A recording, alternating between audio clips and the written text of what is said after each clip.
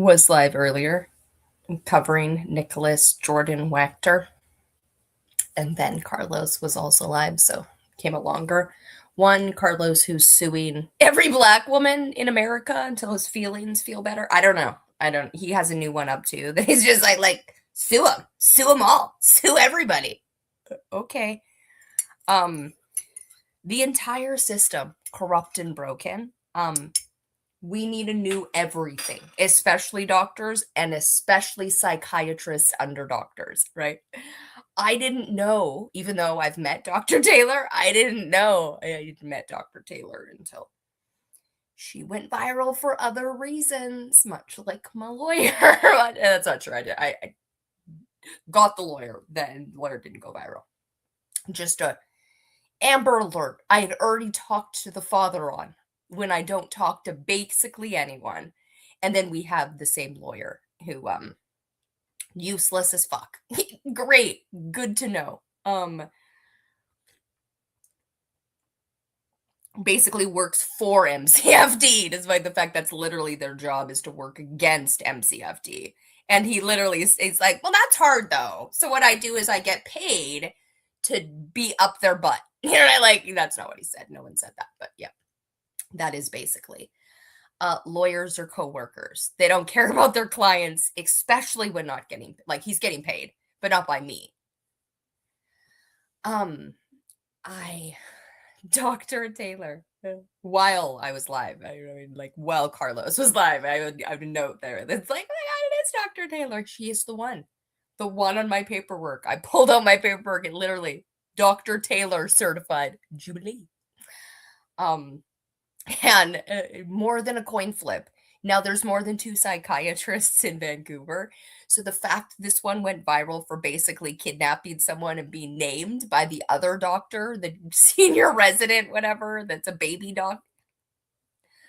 All of this looks so bad. So bad. There being a police department special car that does just this, naming doctors, going around this is bad. This is bad. So bad that there's a Snopes article.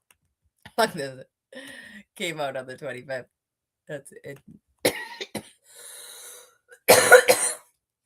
He was arrested on Allie Priestley's birthday.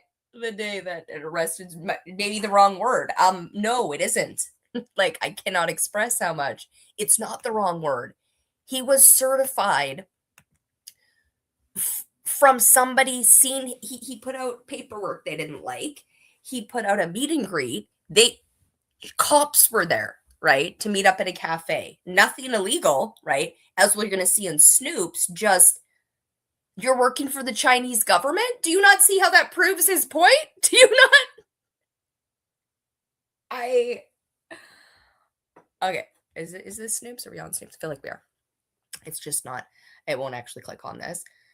So we're not watching that. Where do you watch it? Sorry. Vancouver man arrests prompts claims about Canadian mental health laws. Here are the facts. Rumors spread amid a legitimate debate in Canada about potential civil liberty violations through involuntary psychiatric care. Claim in Canada, police officers can arrest a person if a psychiatrist labels the person as insane based solely on observing the person in a public space.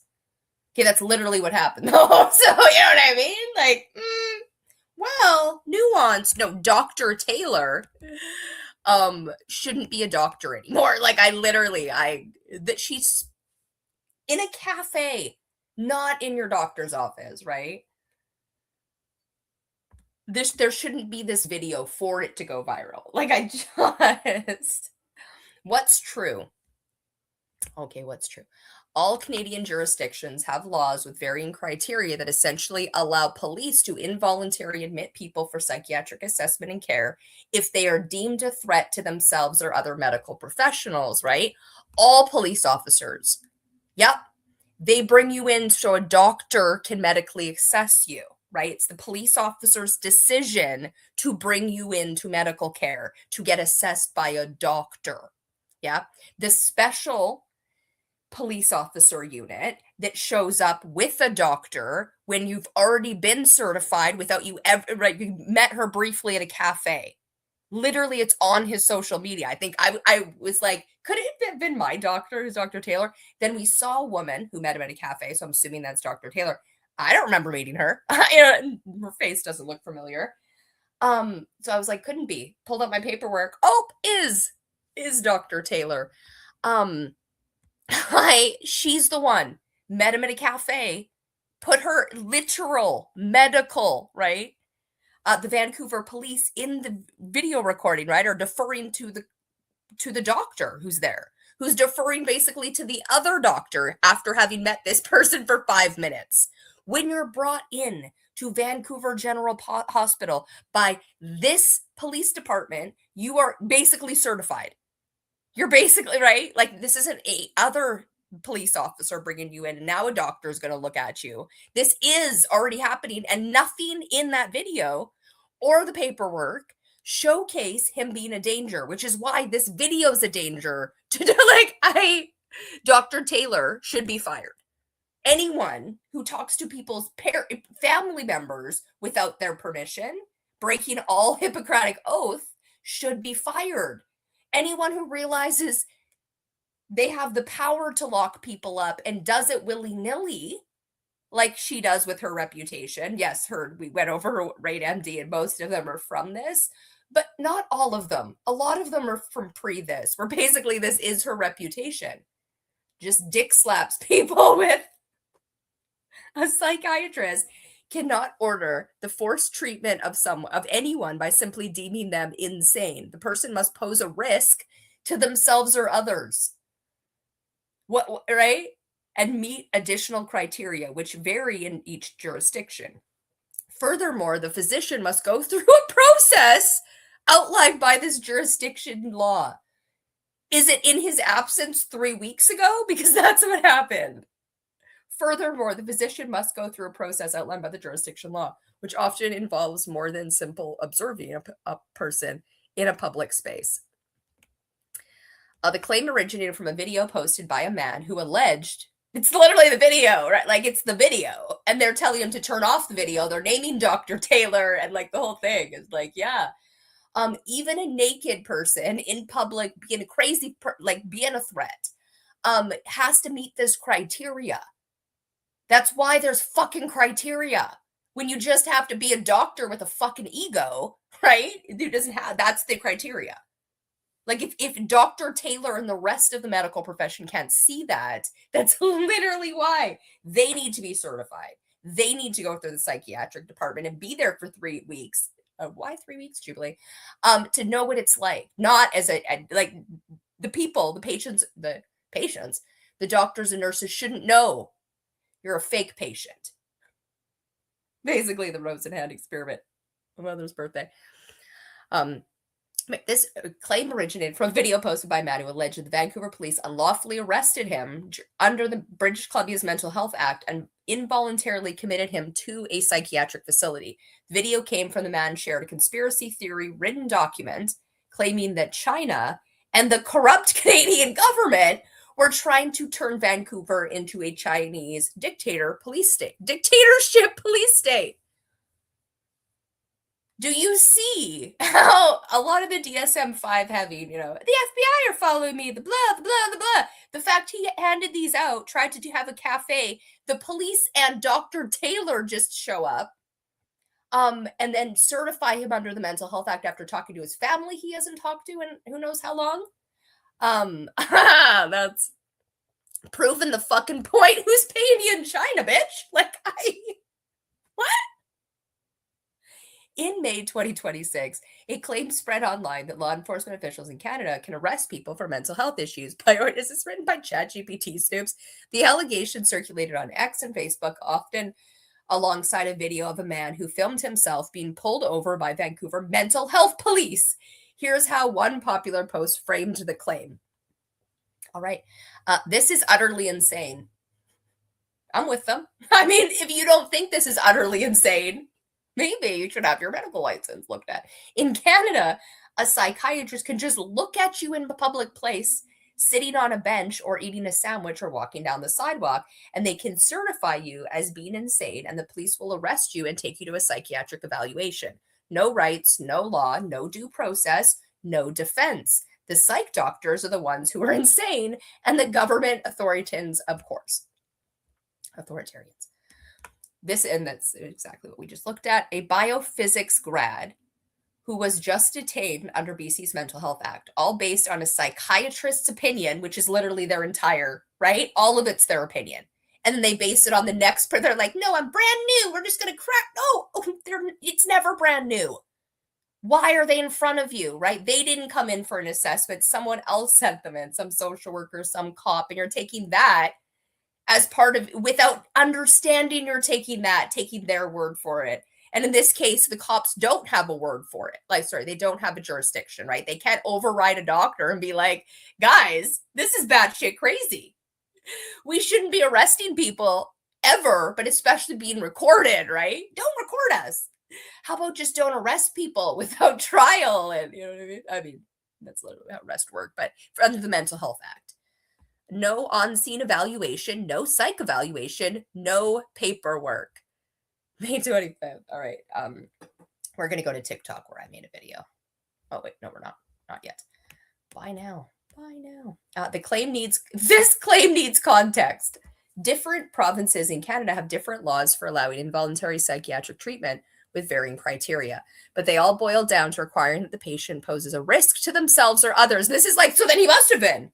You show me in the video. He should have clearly been a risk. Where was he driving erratically? Was he? You didn't pull him over for that reason. You pulled him over because he's listed somewhere. This claim needs context. Different provinces in Canada have different laws. While into requiring the patient pose a risk to themselves or others. Vancouver is part of British Columbia. The city falls under the British Columbia Mental Health Act. Are fucking archaic. And they don't follow it. It's archaic and they don't follow it. An email, Megan Liu, a spokesperson for the Vancouver Police Department, confirmed that the man in the video was apprehended because of mental health Form 4 warrant, meaning a physician named Dr. Taylor certified him for an involuntary admittance for up to 48 hours. I don't think it's fair to speak about the details of this incident as it's mental health related. We can't speak about it. No, you can't. You're HIPAA. But you spoke to us like great times. As such, it's true that under certain circumstances, police may apprehend a person for involuntary care. The amount of people I was in with who literally had a police incident where they were hit in the head for one reason or another and then brought for a psych evaluation. A few Chinese people who didn't speak English, actually. Didn't have translators, didn't have family, didn't have anyone, and were angry for being hit in the head and then brought there. Do you think when the police hit them in the head, they're even more likely to bring them in for a psych evaluation? The video of the man identified on Instagram as Nicholas Jordan Wechter came shortly after he released a conspiracy theory-laden document that, again, on his social media, they refused to watch the video, right? They refused to deal with my signs and symbols. They refused to look at, what's my delusion? What am I, right? Is Dr. Taylor not on my paperwork that I pulled out, right? From no, she is. She abso-fucking-lutely is. What are the chances, as it's going to say in my video? More than a coin flip when you're Jubilee.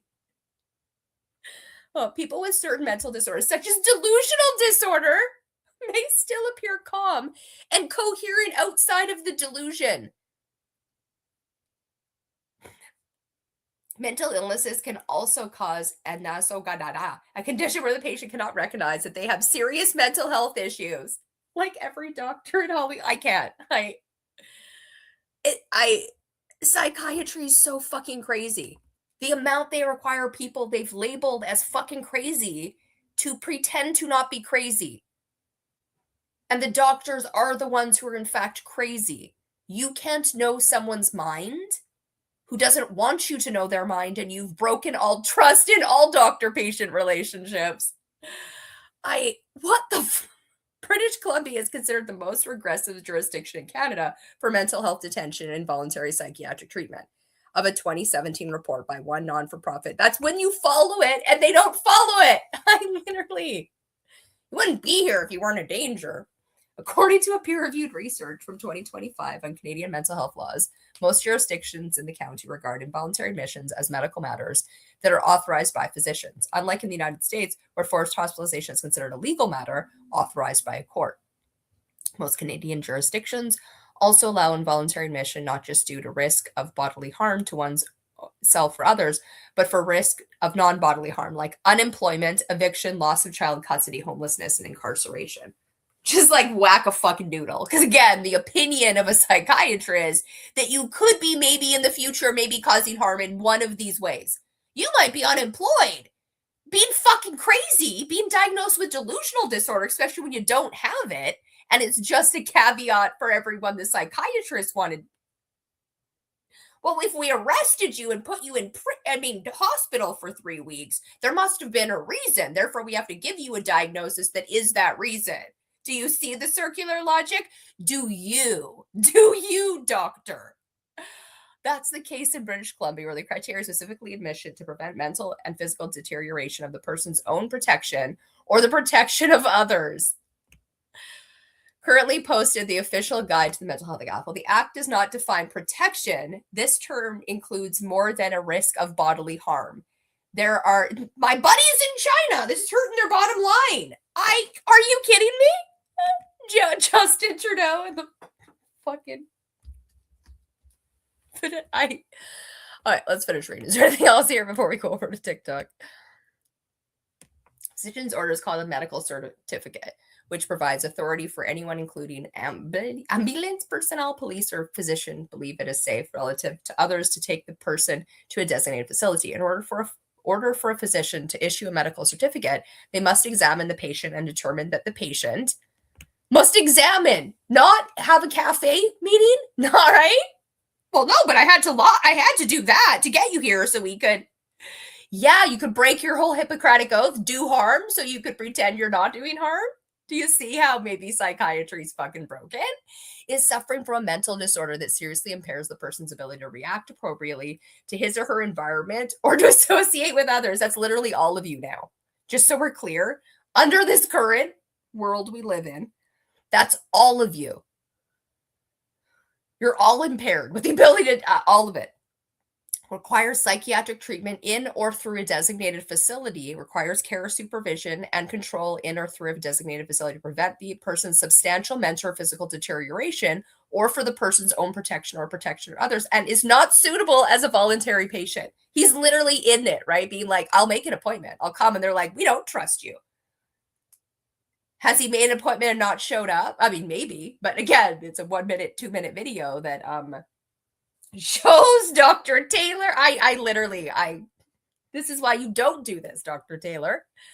If the physician determines that the patient meets all of these criteria, then the physician can issue a medical certificate, which allows the patient's forced hospitalization for up to 48 hours, right? This is the fucking problem, is in a realm where you've been diagnosed with schizophrenia with something they know all you need is medication, because that's all they have to fucking offer. Like you go in, you know what I mean? It's your 15th time there or whatever. Then you might be there for only 24 hours, 48 hours. They're never literally ever putting you only in there for 48 hours if you're a newly assessed person, because then they brought you in there.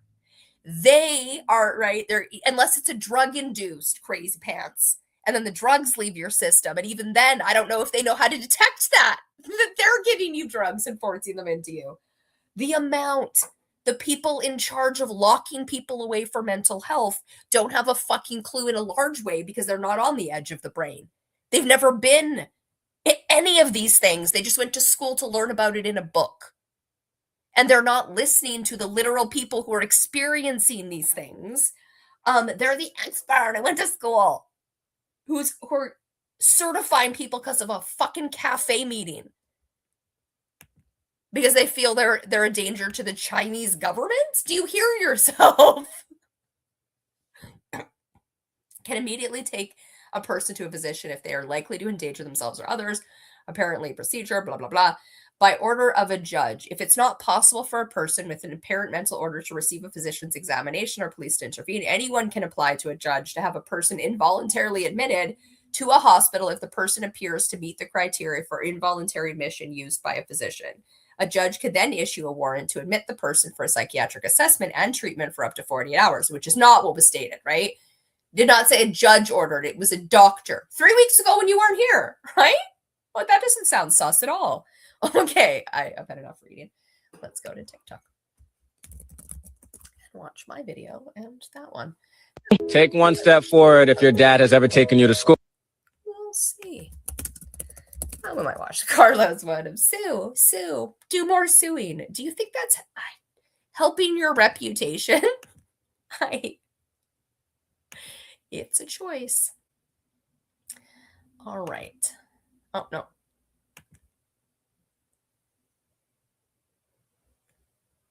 Well, senior resident is on a rotation with the stitched, I do believe. Right. Whatever one was able to be stitched, right?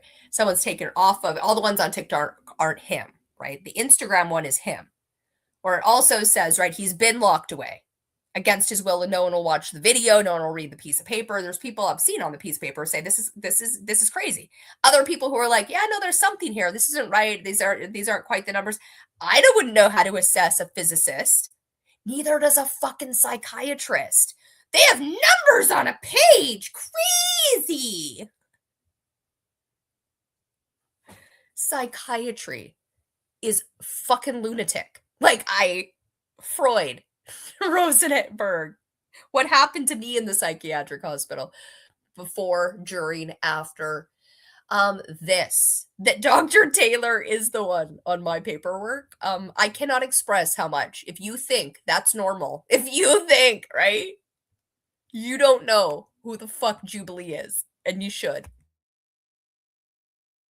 CAR 87. We're part of a program that includes Vancouver Coastal Health and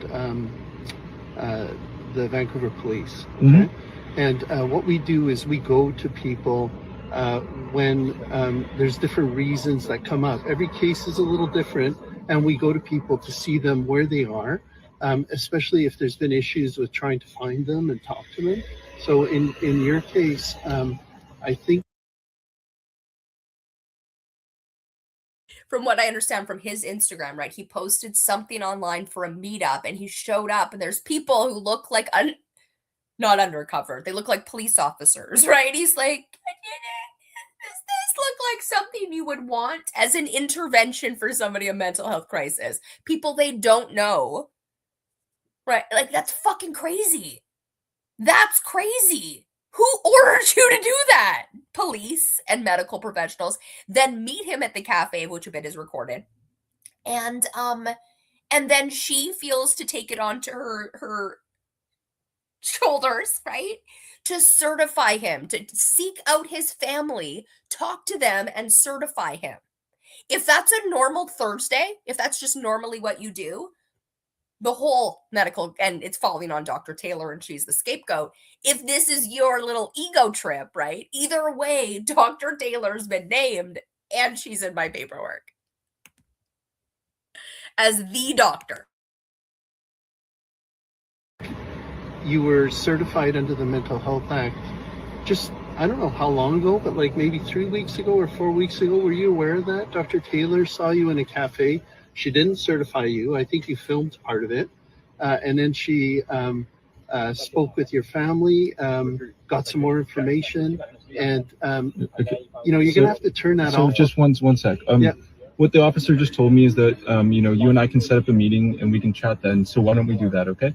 Yeah. I'm not turning the camera off. I have a legal right to keep the camera on. If you don't want to make the appointment now, we can do it at another time. But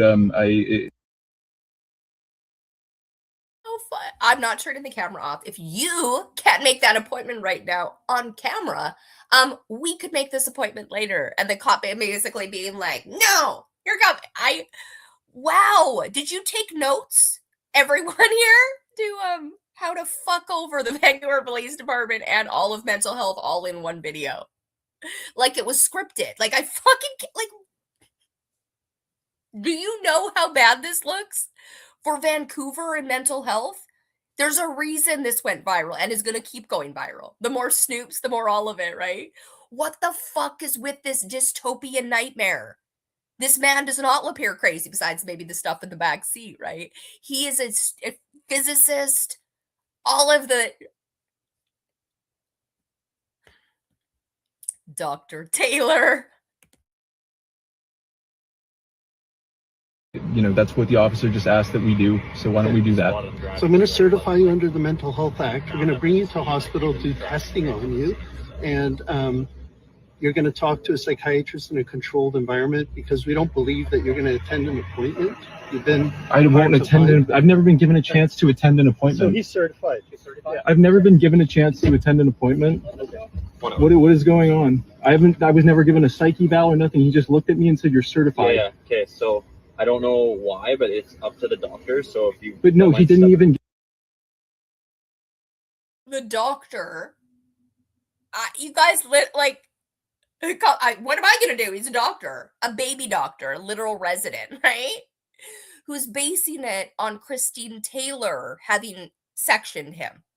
The cop can't do anything about it, right? The cop's like, well, gotta bring you in. It's a doctor. We gotta bring you in so the doctor can assess you. The doctor's already assessed him and assessed that he's, you know what I mean? A danger to her ego is Jubilee's interpretation. Like again and again. If you just cost everyone their medical. He didn't even give me an eval. He just looked at me and said, "I'm certified, man." I get that. Please consider what you're doing, and please think about the fact that I'm more than happy to come in for an appointment. I'm happy to go through and do everything properly. Okay, I've been completely compliant with everything. Yes, you've been really good with me, Nicholas. But listen, that's his call, and unfortunately, we can't But go back on that. He hasn't You have talked to to get me. checked out by a doctor. You're interacting. Senior resident. He's on.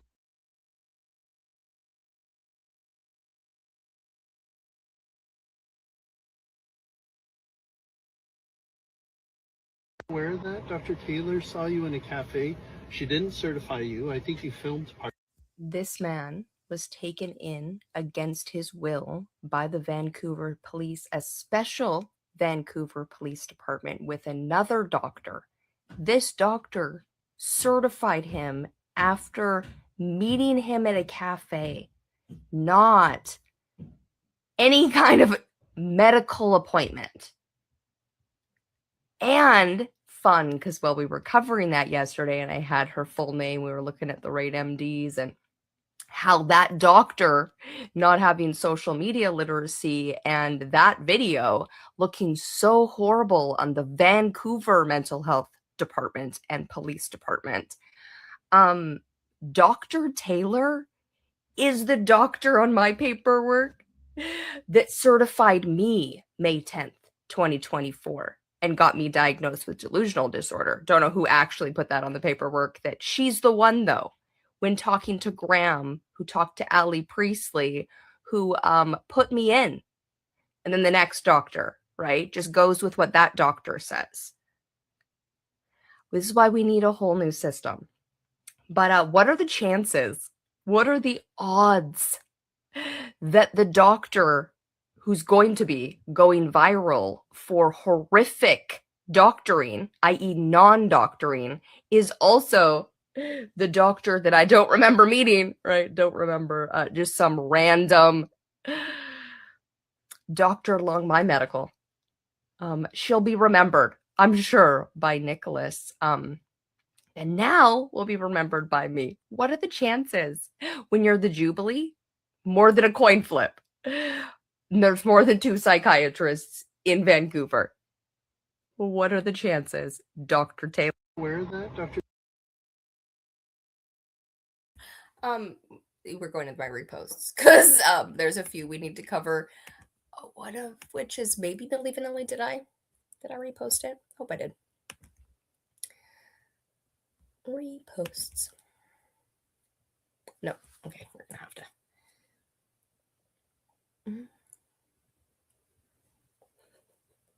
It's literally Milli Vanilli's face. C says he's not performing, will not be performing at the. Okay, let's refresh. Don't think they're wrong. That's actually pretty helpful here. Pretty helpful here. We've got the criminal justice system. Okay. White House is facing. Milli Vanilli. Okay. They were caught lip syncing, except that everyone knew. They're the 2 who were least culpable for lip syncing. One of them killed himself because of the bad reputation. Basically what everyone says online with What in the AI is it? Does Milli Vanilli still perform? Maybe ask before putting people on a flyer, right? Like this Milli Vanilli? Also, he died on Jane Goodall's birthday, and the other one May 14th, the day Israel started. Not China, but clone. Major embarrassment because now even more artists are bailing on Donald Trump's 250th anniversary concert. Last time I reported this just a few hours ago, 2 artists had bailed. Well, one artist wasn't even invited and yet was put on this list. Milli Vanilli, gone, not performing. Morris Day said yesterday, not performing. But since then, we have 2 more that have come out saying, we're not performing. Young MC says he's not performing, will not be performing at the American State Fair. And just in the past hour, the Commodores say they're not performing as well. Now, don't worry. If you're going to the State Fair, Vanilla Ice says he will be performing, and there's nothing that's going to stop him from performing. But the Trump administration released 9 featured performers, and in the first 48 hours, 4 out of the 9 have said they will not perform, and it very well could increase to more than 4 out of the 9. So we'll see what happens. Spread the word. Follow along, stay up to date on all the news you need to know about. More to come very soon. I got in. No. Nora's looking rough in this video. I feel like she usually looks more put together. Am I wrong on that? Like hair wise? Yeah, look. Seriously more done. But has 1.7 million. I believe, I don't remember when, but when I got in for basically being an unconventional looking Pilates instructor. I'm going to play this one because it is about internet drama and expertise and somebody being Rose Graham and a Rose Graham. So anyway, if you don't know who she is, fuck you. Go find out. Trouble last year for calling out a creator who was posting Pilates when she wasn't a Pilates instructor. She had no professional training, no designation as an instructor, and no insurance. I was receiving dozens of comments and DMs every single day, and people were telling me that they had been injured to the point that they required hospitalization and surgery. She framed me as jealous, and a lot of her followers bullied me and said that I was jealous of her because she was thinner than me and prettier than me. And of course I was jealous of her. She's more successful than me, and she's more respected than I am just based on her appearance, which is really, really sad. I stopped calling her out, and I stopped calling out other creators, and I decided to make content about safe and professionally trained Pilates instructors to practice with. I didn't like Rosie Graham from the beginning, and I always had mixed feelings about her, but I thought that because she represented a different body size than a lot of other creators, that I shouldn't directly call her out for how terrible her workouts were. But I don't feel scared of that anymore. So, Rosie does not provide instructions. She does not provide breath cues. She does not provide muscle cues, and she does not provide modifications. She also doesn't give enough of a warm-up, if any, in her workouts. When you don't know when to breathe, when you don't know which muscles to use, and when you're following somebody whose form is incorrect, that's when you can be injured. I've tagged professionally trained and experienced Pilates instructors in the description for you to practice with if you want to switch from Rosie Graham to somebody else. And honestly, I'm not scared about speaking out about this anymore. So Pilates is a way of working out. A certified Pilates instructor has went through training to be certified to teach Pilates. Social media expertise that gives based on clout, based on your looks, based on your following count, and the rest of us choose, right? Like no one's coming and forcing you to do Pilates. Not under court order. Not happening. But what's the point? The incompetence of people and her being an expert in it, literally not a doctor, and yet there's more obvious who keeps who safe here than in the medical field. Everything we just saw with the psychiatrist of like, right, no breath cues, and doctors don't help their patients, especially in psychiatry, work through their own shit. They're the expert, they're the medium. She just described something more akin to healthcare that she is as a Pilates instructor than 90% of psychiatrists and GPs and surgeons are capable of. Because it's not based on that, right? It's based on fake as fuck scientists. Like under our current system, it's not trustworthy. Math is trustworthy. Gravity trustworthy. Egos in perfect humans playing out through time. Well, we get the world we got. All right, let's go back to my repost. I'm getting off pretty soon because we've already been on for a while. We're gonna. That actually feels relevant too. Also,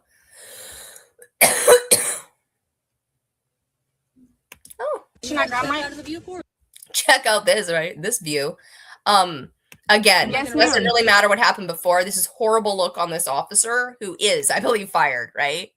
Having a feeling, dragging someone out of the car because you're not patient. Crazy pantses. Please don't rip me out. Can I sit there and you feel me? Stop. Can you stop, please? Hey, Stop. What? She's pulling my hair. Damn. This is video showing a then 18-year-old Maya Hamilton getting arrested by Fairfield police nearly a year ago. In it, the arresting officer is the same one seen here, making another arrest and using what the police chief described as distraction strikes to take this teen into custody at Fairfield High School last Wednesday. Family members have identified that teen as Maurice Williams and say he was beaten like a dog. Hamilton is now sharing her story. The same thing that happened to that poor boy was pretty much what happened to me. In a statement released late Friday, the Fairfield police chief said in part, the officer has been administratively reassigned in the department as we navigate this emotional and challenging time.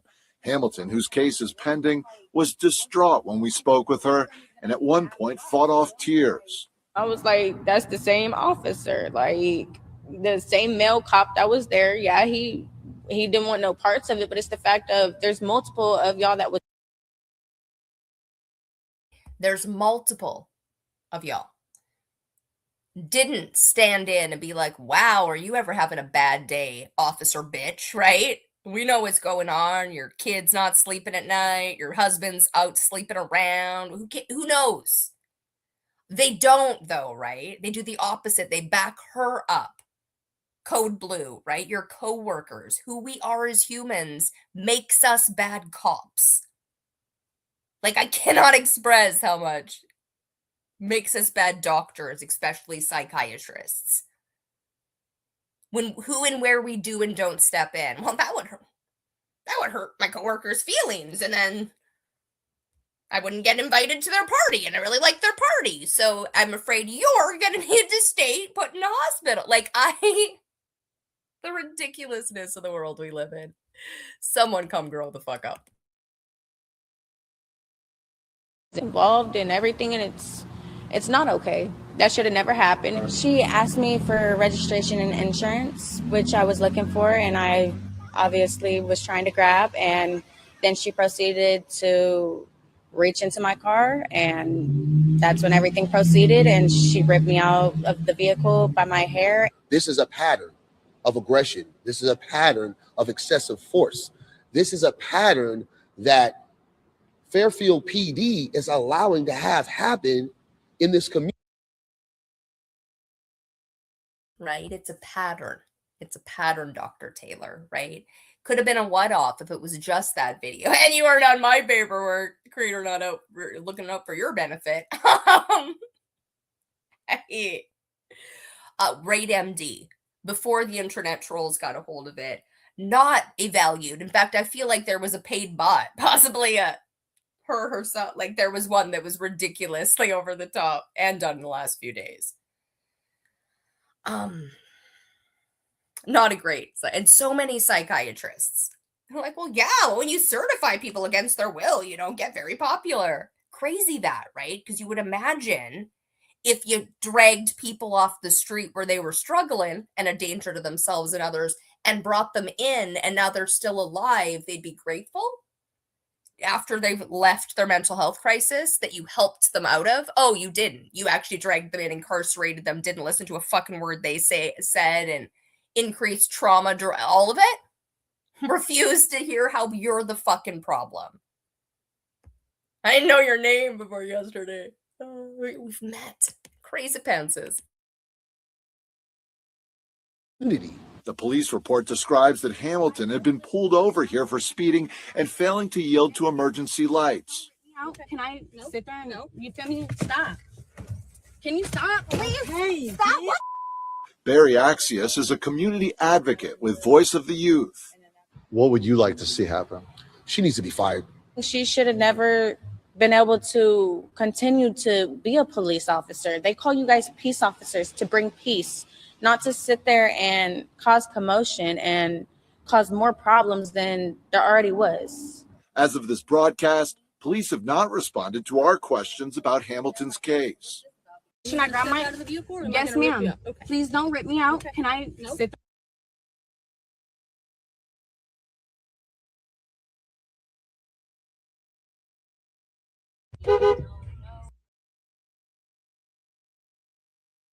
So we're watching this because I didn't even go to their account. No idea. But in the comment section, you can see, you can also just tell.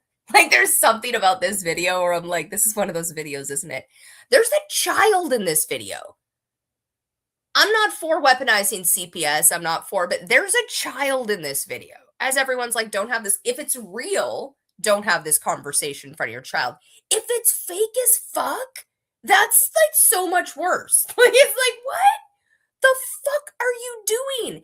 Hey, mommy and daddy just have to work. So we're just going to, this is almost certainly the conversation they had, are going to do a skit. Don't worry, it's fake, right? We're just putting on a play for the internet. And then this, right? That child has to go to school. Yes, they're blurred. I'm hoping they're blurred in the original video too. They're present while this is happening and being filmed and put online. I don't care how much whatever app is paying you to make these, not worth it.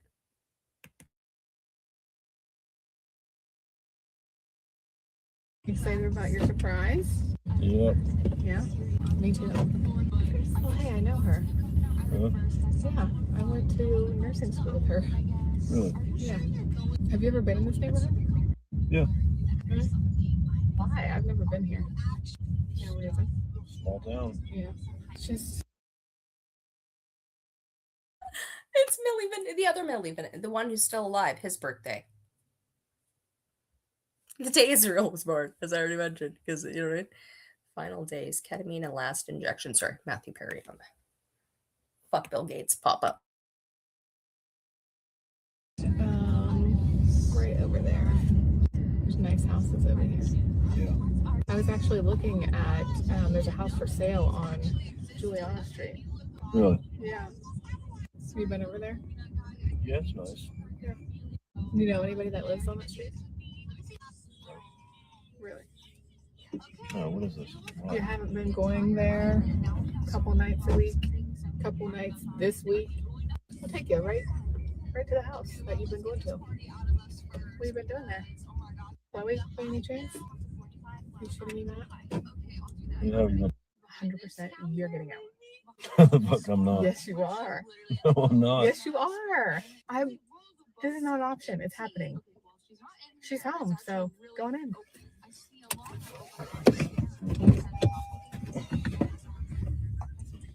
Bye, Matt.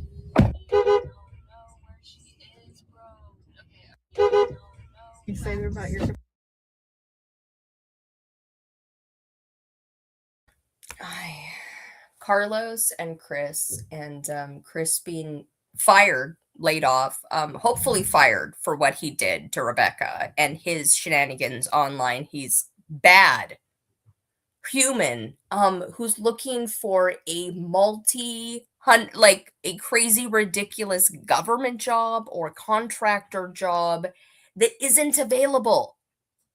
You can't hustle your way in this economy. Like oh, that's what we do need to go do. We'll watch these first though. But Carlos is one of both. Sue everyone, which he's online being like, I'm gonna sue 10 different people because he needs money. That's not how that works. Suing people isn't supposed to be how you make money to keep a roof over your head. It's supposed to be if it costs you a roof over your head, which again, he's tanking his own brand with just his constant selling of bullshit. This person, sorry, this is the woman. Hey, I wanted to do it. Right? Didn't go very viral. This woman is so blessed that this didn't go, and partly it's because she didn't interact with the comments. Oh, 525 also fun. 520. We're just gonna play the first part, probably not even the part where the worst part where she says she wishes the child, she'd rather it would have been easier on her if the child had died. On adoptee TikTok. Anyway, the other one, we're gonna watch the one where she's like, you guys are also the internet's so internety. That's 714. That's not 514. That's different. If I told you the worst thing that you're afraid of, I've already lived through. I'm not able to biologically have children, and so all of my kids are adopted. And I attempted to adopt a child through a birth parent and was there when that birth parent gave birth. I had gone to a couple of prenatal appointments and had been there for the birth and had watched that child come into this. Have one child. There's noises. All right, we're going into the next one because I don't know where those noises are coming from. Hey, I wanted to do a shout out to some of my new followers and just say hello. I wanted to thank some of my new besties out there who made all your new comments on my recent video, and a really great shout out to those besties of mine who even shared it to their pages. The love was just overwhelming to some of those people. So really, thank you. I appreciate it. And on that note, wanted to take a moment and just say, on my page, I am fully allowed to share my opinions and my feelings about things. Never once said anything about people not being allowed to have their feelings and their opinions about things. That's how I felt about stuff. I was pretty. The actual human child that you had tried to adopt and then broke all of your commitments for. And then what I was going to say before is actually living child. This child is now a grown adult. So are the ones she raised. That she's still like, this is so bad to have happened to me. I watched this child take their first breaths. I watched them born. This was my childiest child. I was there for their birth. So was their mom. And they didn't die. And you wish death upon them because it's too hard for you to think of them out there being raised by a woman who gave birth to them. Him. I don't remember. So, him, I think. But her, and this was the one I gave birth to. Oh, yeah, and they lost their sibling, too. Crazy pantses.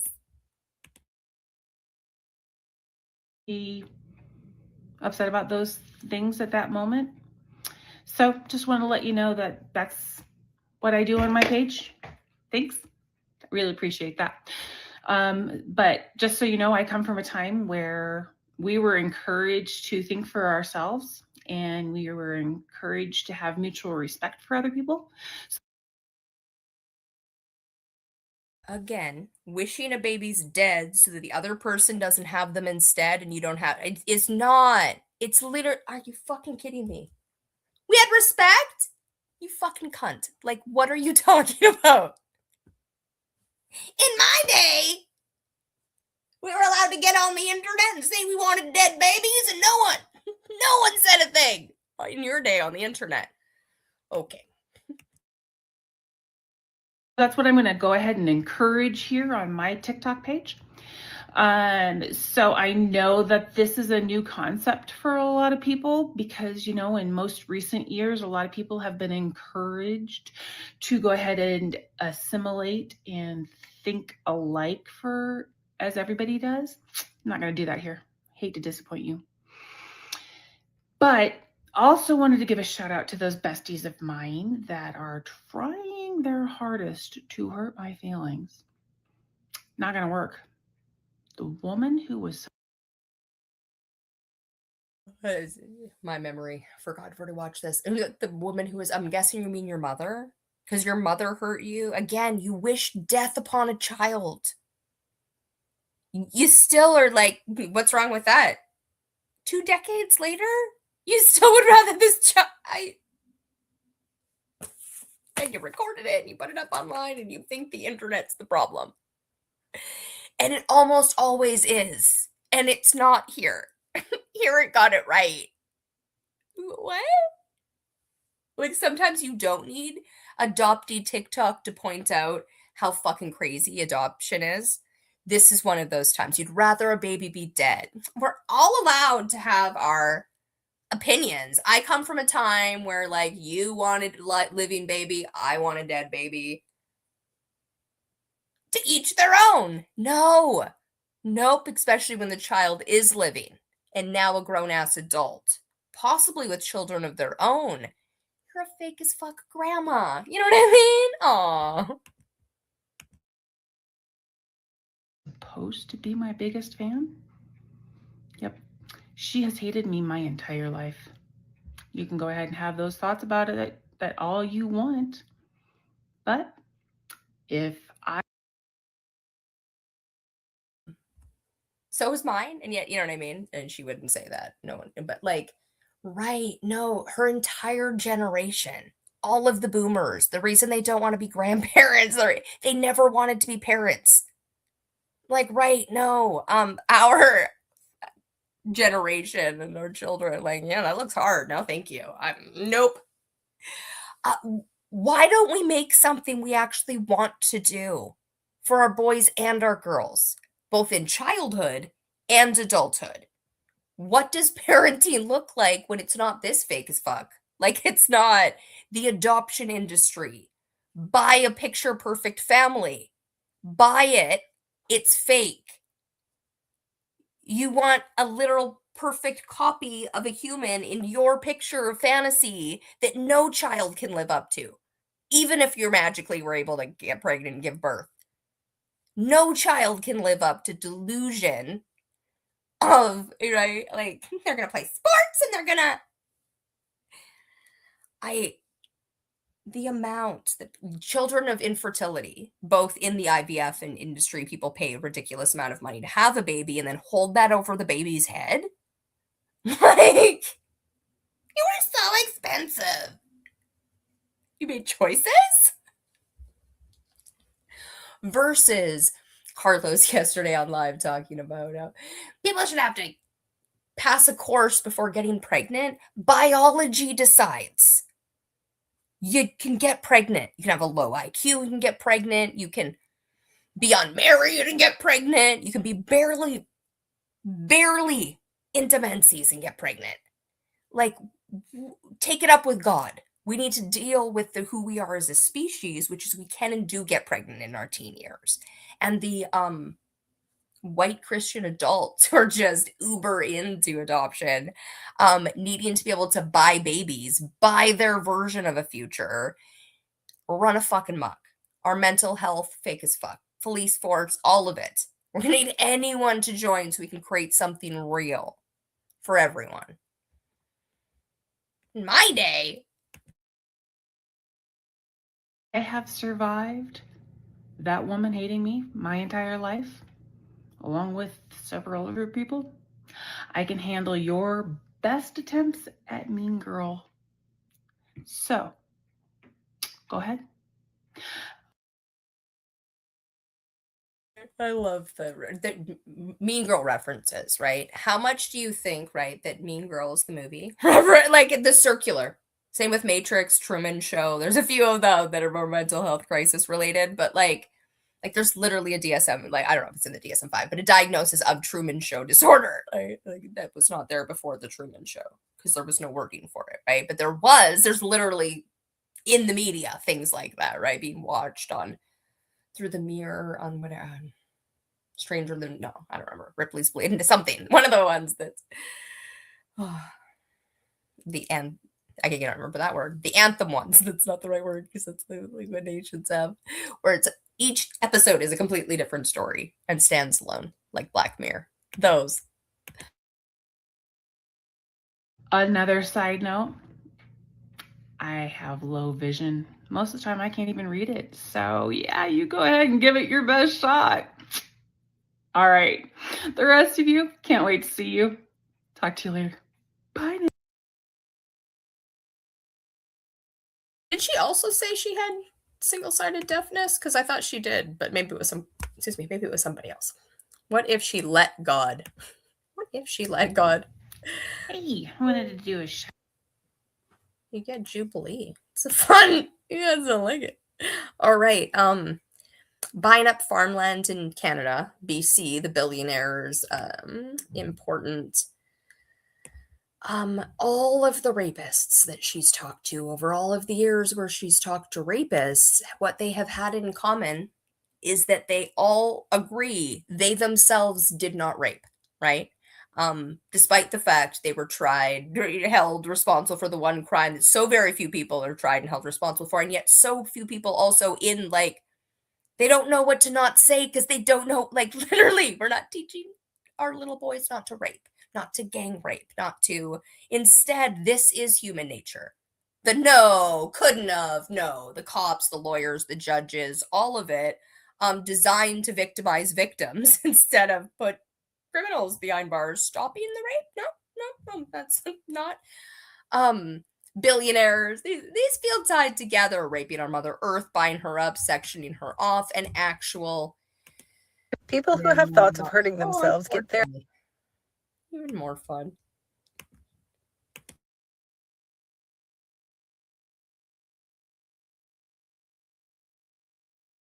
Therapy to stop it from happening. It's the same when people have thoughts of hurting others. No, it's not. No, it's not. I've been talking to men who rape since 2021. I'm very good at talking to men. I'm very good at getting them to tell me what's really on their minds. When a man knows that a woman is really listening, he will tell her everything, including the things he doesn't want anyone to know. The things men have accidentally. Elon Musk and Ashley St. Clair. All honeypots used by espionage in Hollywood and actual real, all of it.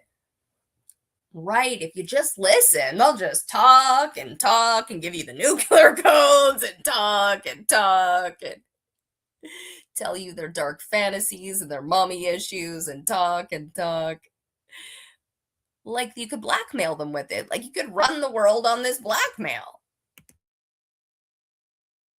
Told me I share here often. In all these years, you know the number one thing that rapists have told me? You may want to write this down and save it for later. It's a good one. You know what rapists tell me? They tell me it's not rape. That's not rape. She didn't say no. She didn't say no loud enough. Here I twisted her arm, but she eventually said yes. What are you talking about? You can't rape a wife. She consented when she got married. It's not rape. And the very few men who will admit that it is rape, you know what they tell me? Well, I shouldn't have to rape my wife. She didn't say no all the time. It's really her fault because she's denying me. She's withholding. I'm a man and I have needs. You can't tell me I did anything wrong. These are the rapists that want to rape their wives. These are the men who are drugging their wives and having their way while she's sleeping. These are the men. So 420. We're going to go over what 420 is because of what 420 is and Dr. Taylor. And I'm remembering Taylor 420. 420 is Hitler's birthday. It is also known as pot smoking day. It is the day of my grandmother's funeral. She died April 15th, and her funeral was April 20th. I didn't know that. Like, I actually did know that. That one we knew because I smoked a joint with my siblings, and we smoked, and my grandmother had smoked, and it was my cousin Ryan's pod. And anyway, it was a good family moment, actually. But didn't remember what year or day my grandmother had died, but did remember the 420. Anyway, not the point. 420 also being Chris's birthday. Allie Priestley's friend at the time. And her friend, Taylor, who she'd had a mental health crisis with and gotten taken into the psych ward over a dog, something or other, and then had a falling out. And then she made a video on him, bad-mouthing him and calling him a narcissist, and that he was dying months before. And then he was actually dying. He had been dying since before he met her, I believe. And he died 4/20, 2023, and she made it all about her, took less than a week off, named his mother. Like, they literally couldn't have a funeral because Allie might show up. Like, that's how ridiculous. Anyway, his name's Taylor. And she's co-opted his death while he was dying, while he was dying, and every day since. Like, it's every suicide's nothing to do. It's Taylor. And Tyler, so close to Tyler, but not. And I'm like, nope, that's not Eric's cousin. That's Tyler. I believe there are other Taylors, but that's the one, of course, that stands out. And 420. That Jeff wants a hotline for. Men who are never going to call one, except maybe to tell their fantasies to someone for the pure entertainment of it. Sometimes when they're talking to me, I get the feeling they're jacking off while we're talking, using me in our conversation to get off. That's what those men would use a helpline for. And obviously, Therapy Jeff doesn't know that. People who So Therapy Jeff is somebody who's on social media, having been a therapist, and now does social media content. He was on Threads, and in the comment section had said something about, I think, a hand job or head or something about how he likes what he likes. And everyone was really upset that his name's Therapy Jeff, and he's talking about sex. And he also was like, "Yep, that my bad. I'm a man with, I am a human, but I shouldn't have with this context from what I see in everyone." Okay, him saying that there should be hotlines for people who want to rape. And yeah, that you all pretend there's help to get for all of these things in society that there isn't. That you all want to bury pedophiles under the prison and won't have the conversation of how that very mentality gives us Epstein's Island, gives us the blackmail culture, gives us, there is no help. Where do you go if you're a rapist? And I literally, incel boys screaming for help about their emotions and their sexuality and all of it. And people are just like, what you need to do is buckle down and go to school harder and more. I play off the video games, put the phone down, get in nature, touch your grass. The delusional species. Come fix it. have thoughts of hurting themselves get therapy to stop it from. 3 American billionaires are quietly buying up massive volumes of BC farmland. From Kamloops to Dunster to Pemberton, our own farms are being. Good news, bad news. Billionaires, delusional as fuck. That money is delusional, right? Like, money is a human construction. Animals don't use it. Billionaires, crazy pantses.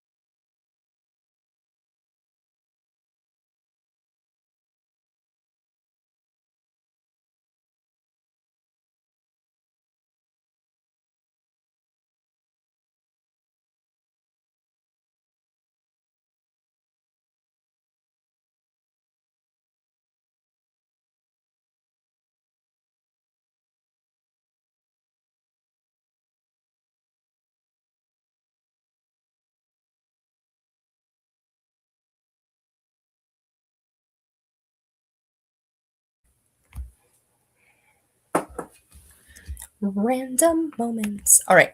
Billionaires buying up land, buying land delusional, money ownership delusional, sectioning off our Mother Earth into nations, crazy pants. Sectioning her off into I own this. I'm gonna shoot you if you come up on crazy pants. Once enough people, anyone realizes that, we stop allowing that. That being said, people do own portions of our earth legally, financially, all those things. And this is the world we live in. Every day, the Catholic Church has a lot of land. What's the word? Like gifted, but like upon death in wills. One of the biggest landowners, the Catholic Church. Billionaires buying up land. Oprah owning part of Hawaii, so the people died and during the fires because they're not designed for people to go through when there's a fire. They're not designed for natural disasters, designed for billionaires to billionaire, right? More money, more dicks. We all need food. We need clean air and water, and we need reality checks. Anyone joining me in reality gives us more, better. Anyone. Scooped up to be used as tax havens and luxury vacation grounds, all thanks to our relaxed farm ownership laws. Case number 1. Heir to the Walmart fortune, the world's richest family, Stan Kroenke has bought up BC's most historic, largest ranches. The Douglas Lake Ranch, Gang Ranch, Alkali, James Cattle, Risk Creek, and Kelchina Cattle Company. Stan Kroenke now owns and controls 1.2 million acres. But he has his birthday is Josh Radnor's birthday. We're gonna look these people up as we go. Acres of BC farmland, worth $37 billion, owner of the LA Rams and Trump donor. Kroenke became America's largest private landowner in 2026. Silent Stan has largely avoided the media, especially after he launched a British TV show glorifying the hunt of elephants, lions, and other endangered African species. So what is Stan doing with these massive BC ranches? Well, in 2021, he successfully sued BC fishermen and continued blocking access to provincial public lakes. Look, Stan's addiction to investment land hoarding knows no bounds. We need to get those elbows back up to protect our sovereignty and our farmland. Case number 2, Mark Walter and Bobby Patton Jr., the American billionaires who have hollowed out Dunster in the Robson Valley. And this is on land that would have been used to create jobs and feed British Columbians. Instead, they use it as a luxury hunting ground just a few times a year to entertain their elite friends. Locals report that these two bought a lodge with 25 houses on it. The royal hunt lives on, and the toll on Dunster has been devastating. About half of the farming population has been pushed out in the last few years. And now locals say that they can't attract newcomers with this constant threat of billionaire buyouts. The BC Greens are fighting alongside the Dunster Farmland Coalition, who are organizing to stop this billionaire takeover and get some real regulations in place. There is a whole lot more to this story. Hit the follow for part 2. 3 American billionaires are The one's name's too generic, and the other one I didn't register partly because it's a junior.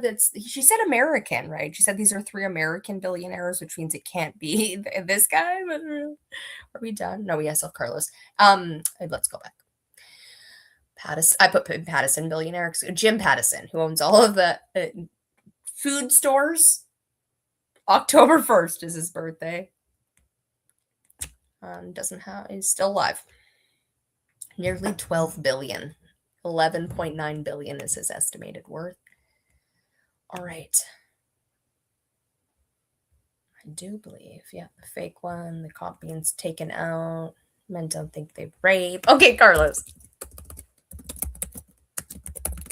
Possibly Dr. Shy. Because the delusions. That's what. Sue them. Sue them. Does he think this makes him look good, especially with like the footprint of the constant litigiousness? Isn't this like the 3rd Black person you've sued this year? What is it? FBI across state lines. Shouldn't it be illegal to sue multiple people across state lines for you being the bully?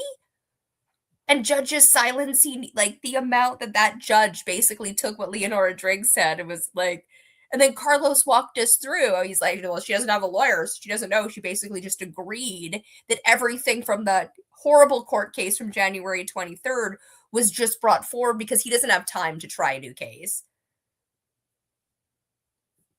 Time, attention,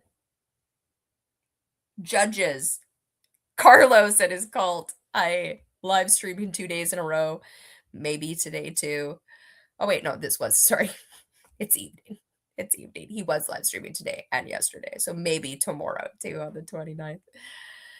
Ooh, tomorrow's JFK's birthday. Sue them for every fucking dime that they have. You're not Serena Williams, so do not go back and forth like you're playing a tennis match. Sue them. You're not Mother Teresa, so you're not concerned about their livelihood. Sue them. You're not CPS.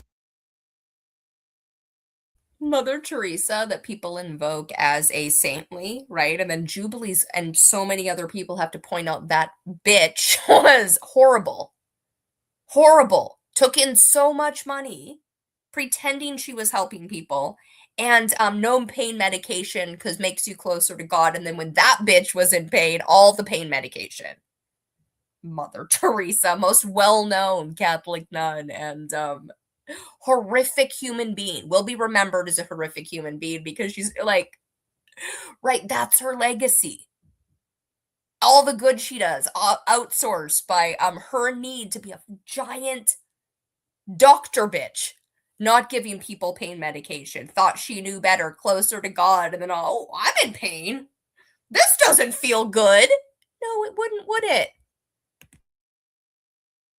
You shouldn't be concerned about if they can afford this lawsuit, if they want to feed their children. They should have thought about that before they fuck with you. Sue them. You're not the fire department, so why are they shocked when they try to burn down your life and now smoke is coming up their door? Sue them. They are not a judge, so why are they sentencing people in the court of public opinion? No fact. The people, again, were on his live in the part afterwards and were like, TikTok court. He's like, that wasn't TikTok court. No, you know how they got that confused though, right? Because it was a real court case. You were live streaming on TikTok while claiming to be the victim. And that judges have decided. Judges have decided Tracy needs to take down a video when that's not how any of that fucking works. That you've clipped together videos, put them on court documents, and lied and lied and lied and gotten zero repercussions and just keep showing your ass to the internet and suing everyone. Crazy pants. Carlos Dillard, crazy pants. No evidence and no accountability. Sue them. They are not law enforcement. Why are they investigating, accusing, and encouraging strangers to Because none of the humans we pretend have it have grown the fuck up and have it. There are no professionals. All of it's on Mount Stupid. Literally, rapists. Doctor, like, what? Why are they investigating? You mean looking into what was said online? Like, because we can multitask, because we're women, because we're... Sue them. Sue them more. If you don't have money and you don't want to go out and your husband's been laid off, just sue them. Just spend more money going after bad money. Sue people who don't have money. And you claim to be a financial expert? treat someone on the internet like they're guilty? Sue them. Because at some point, it's just social media stops becoming just a post and it becomes defamation. At some point, I'm just speaking my mind becomes harassment. At some point, I was just warning people about him becomes a public lie. Tracy put up a video January 11th. Carlos had a tantrum. The tantrums continued up until the court case of January 23rd, on January 23rd and long after. But the woman Tracy was standing up for wasn't requested, but did stand up for a friend, right? Based on Carlos's clear and present danger, saying he would unalive his former friend if he ran into her in public. And whether that's a murder plot when and how, and him not apologizing, not being like, yeah, that was an overreaction. You shouldn't kill someone because you have feelings, right? And they're not a danger to you. Their constant need to diagnose and question Rebecca's mental health and that she's a danger. Well, she's the one who's been silenced and no judge has found in her favor. Well, Carlos has had $10,000 lawyers speak for him and he's a public speaker. Lies for a living, has no problem lying under oath. Like it's his fucking job. He was given 2.5 hours where he was basically allowed 2 hours and 15 minutes of that for him and his lawyer to speak. Rebecca, no time. Lenora Driggs, the lawyer, January 23rd, was like, don't worry, there's a future court case. And Carlos and his pure heart could just take this away if you stop being a big bully to him. Carlos has every other week gone back to the January 11th video and brought everybody there. Attacked Thomas Bishop on February 10th for a video he made earlier in January, and then gotten court cases against him. Sued, like, and he's like, yeah, he shouldn't fight it, because then there'd be all the things that happen under litigiousness. Good thing God has a bigger plan for all of us. Good thing God's my lawyer. Take it up with them. They don't have an hourly rate. And cause real life damage. Sue them. When your words put someone's safety, financial safety, family safety, reputation at risk, don't be surprised when they stop. Literally, after being silenced by multiple judges, like, I just wanted him to stop. I just want judges like, well, he's going to stop. He's live streaming court cases that also talk about how Leonora Driggs is in collusion and had to recuse herself, and Chris Dillard has been fired, but also he's looking for a job while his husband's doing antics, selling, I can't even, Tesla car vents and like every other video. Why aren't these going viral? Only the ones where I'm stirring up drama. Like it's what TikTok's here to make money with or something. What billionaire's making that decision? Arguing in these comments and start filing paperwork. Because everybody wants to go viral until the lawsuit does too. Sue them. Sue them for every fucking dime that they have. You're not Serena Williams, so do not go back and forth like you're playing a tennis match. Sue them. You're not Mother Teresa, so you're not concerned about their livelihood. Sue them. You're not CPS, so you shouldn't be concerned about if they can afford this lawsuit, if they want to feed their children. They should have thought about that before they fuck with you. Sue them. You're not the fire department, so why are they shocked when they try to burn down your life and now smoke is coming up their door? Sue them. They are not a judge, so why are they sentencing people in the court of public opinion? No facts, no evidence, and no accountability. Sue them. They are not law enforcement. Why are they investigating, accusing, and encouraging strangers to treat someone on the internet like they're guilty? Sue them. Because at some point, it's just social media stops becoming just a post and it becomes defamation. At some point, I'm just speaking my mind becomes harassment. At some point, I was just warning people about him becomes a public lie and cause real life damage. Sue them. When your words put someone's safety, financial safety, family safety, reputation at risk, don't be surprised when they stop arguing in these comments and start filing paperwork. Because everybody wants to go viral until the lawsuit does too. Sue them. He thinks he's so cute. And like, dude, do you not understand it's illegal to use the law system for your own fucking bank account? Like, this is litigious. The judges just eat them up. Just have them in the back bucket. Here is his last 24 hours, right?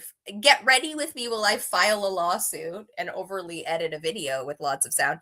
Let's go get ready with me while I let's go file a lawsuit. Here he's getting the wrong. Hey y'all, so this is a warning to read the labels before you order something from the TikTok shop. He's still made. Read labels before you buy shit. No kidding. Thanks for that, financial genius. I used you. There's like all of this. Either how do we? Where's that money coming from? You're literally living off your savings. You're unemployed while you're yelling at Thomas for being unemployed. Oh, that's what we're doing, right? Showcasing, although it's down so far. It is lighter mat. Buy that from the TikTok shop. Him It's May, literally so May you're sent into the room before you do. May you stop. spending his time making cologne ads for billion-dollar companies. Like, what in the dystopian hell? I want to find the one where he serves Thomas. That's his May 25th one. There's his husband with his face all droopy. Oh, like, anyway, they like do it and then decide if you should post it. Well, if we record it, we gotta post it. Is a weird when you're trying to be a social media guy.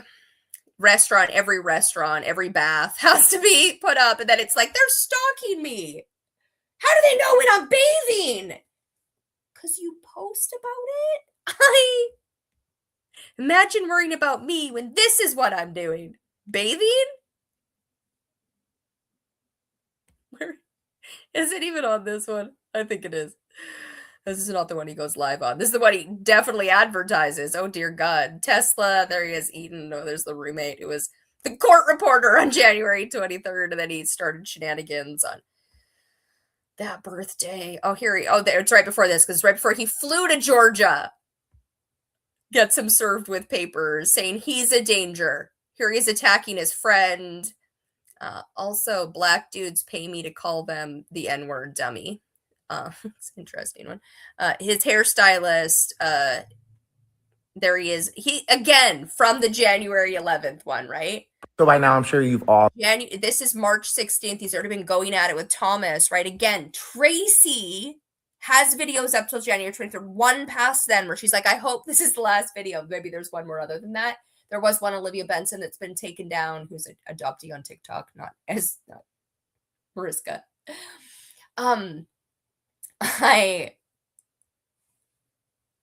Carlos's need to be the fucking victim when his own platform and anyone with more than both judges were like, I have half an hour to try this.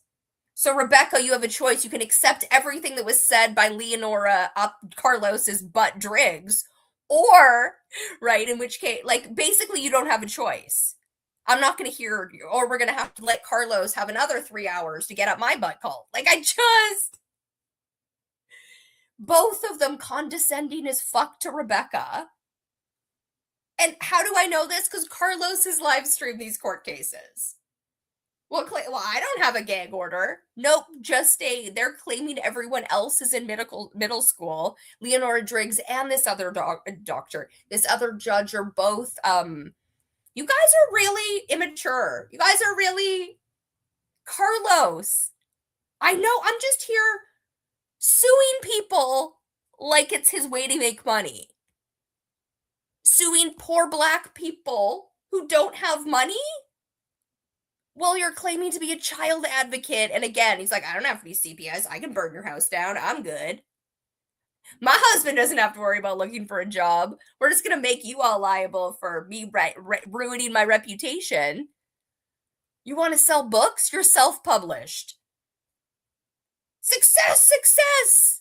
You can pull yourself up by your bootstraps too and be a fake as fuck success. Ain't that fun? Going down the rabbit hole from this video. Right now, there's a man on TikTok documenting his execution of his plan to kill my friend. And if you've been keeping yourself up to date, you know that I took that said friend to court. That friend has a stalking injunction. But the question that I think I have, and I think that all of us have, is why do they continue to do this?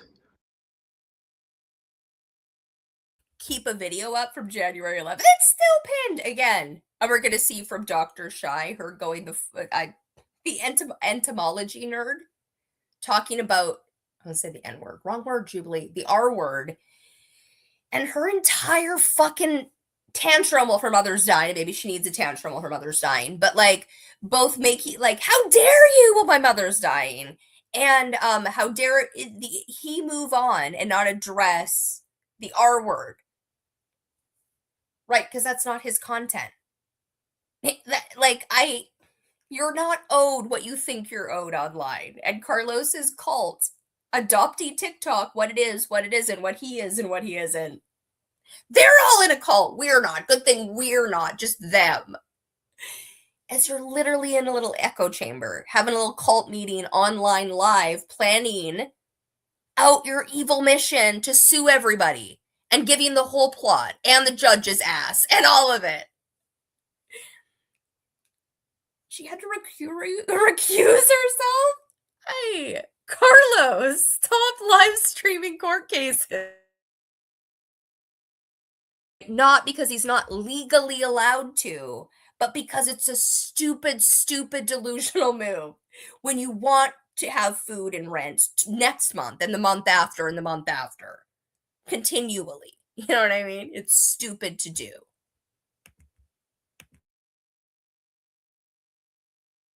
Why do they continue to recruit other people like Mr. McCormick to continue the harassment? What is Recruit again? Carlos recruited. Carlos went out and attacked on February 10th, but this is like a month in. Where's the? Oh God, did he take it down? No, again, I think it was right before. Here's my response to C&D, Mr. McCormick, right? I'm going to say this to y'all holding your hand with a stalking injunction in between. A lot of y'all on the internet are stalkers. And that includes the people in the Discords, in the group chats, in the Snapchats, and in all the chats who give information about people to stalk the stalking victims. Y'all are stalkers too. I was able to get a legal court order stalking injunction against 2 of my stalkers who are connected. Now, I'm being further harassed. Let's take a look. I received a formal ChatGPT cease and desist demand from your friend on the internet, Mr. Thomas Bishop. And before we move on, Thomas, you are walking a thin line. My attorney told me you are walking a thin line breaking that court order because this is not legal paperwork. C&Ds are not legal paperwork. Just because you got it notarized by a bitch who works at the bank for $15 an hour doesn't mean that it is a legal document. For a document to be legal, you need the state seal. So I'm going to give this to my attorney. I'm going to give this to the police and the court system to see if you have, in fact, broken your no contact order. But the next time you contact me, make sure you have a stay still in there, okay? First things first, Thomas. My name is Carlos Dillard. I don't know why you're calling me Gum. That is my adopted last name. When I got married, I took my husband's last name. Also, Thomas, you cannot send 2 people a C&D at the same time. So if you want my husband to have a C&D, go ahead and pay for that one, okay? Because actually, you got to redo it both because he doesn't exist. I don't even know who that man is. I hate to say it. I hope I don't sound ridiculous. I don't know who this man is. I mean, he could be walking down the street. I wouldn't know a thing. Sorry to this man. And you can't send 2 people a C&D at the same time, so you got to redo it. Now, secondly, I did think that it was cute that you had your kosher management company, LLC.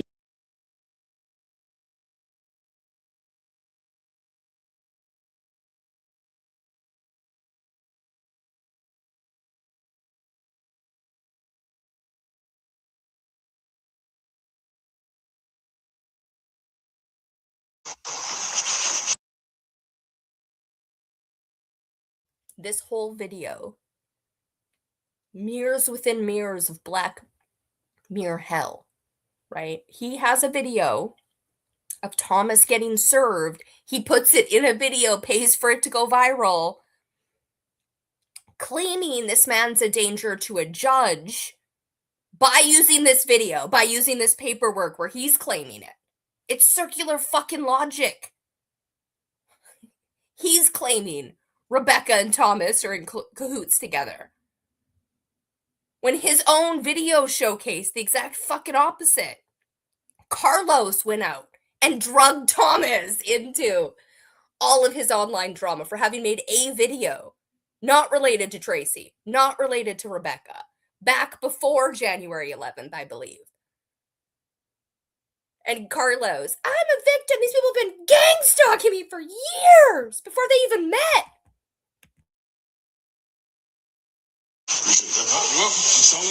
So I don't know how many more of y'all need to be served stalking injunctions from the court before you realize that I take my safety, my family's safety, and the safety of my estate very seriously. Thomas McCormick, formerly known as Thomas DeVille Bishop, was served today, and I'm going to go over this petition with you guys. Not only will I be transparent with you all in this case, I'm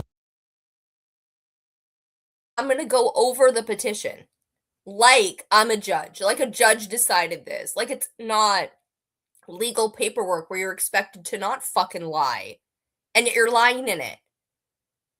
Meanwhile, Rebecca somehow keeps getting dragged through the court system with the worst fucking luck like I have with doctors.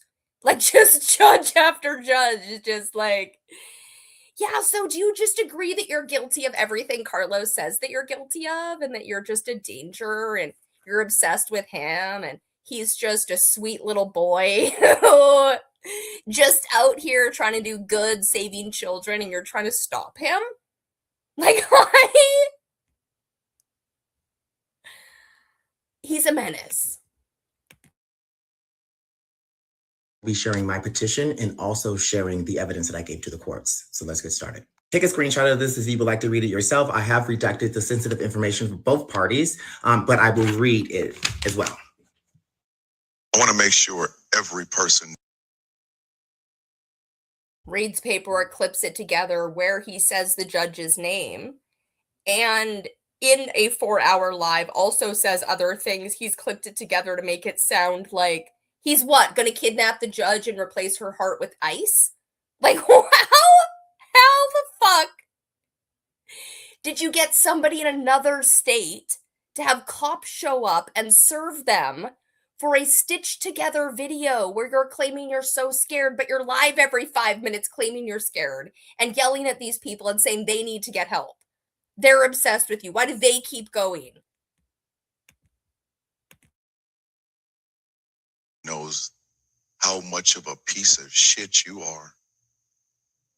I want everybody to look at you with disgust.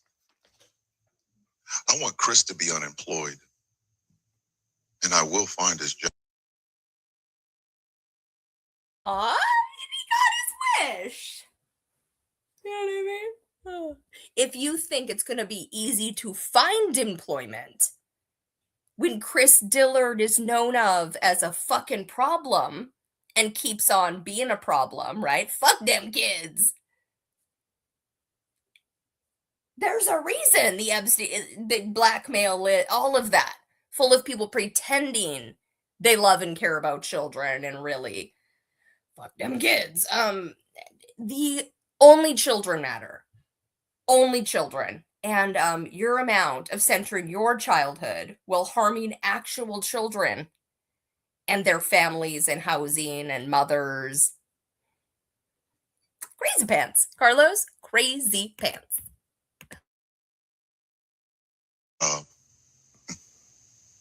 And then I will get him fired. And then I will watch as you crumble. I will watch as you break.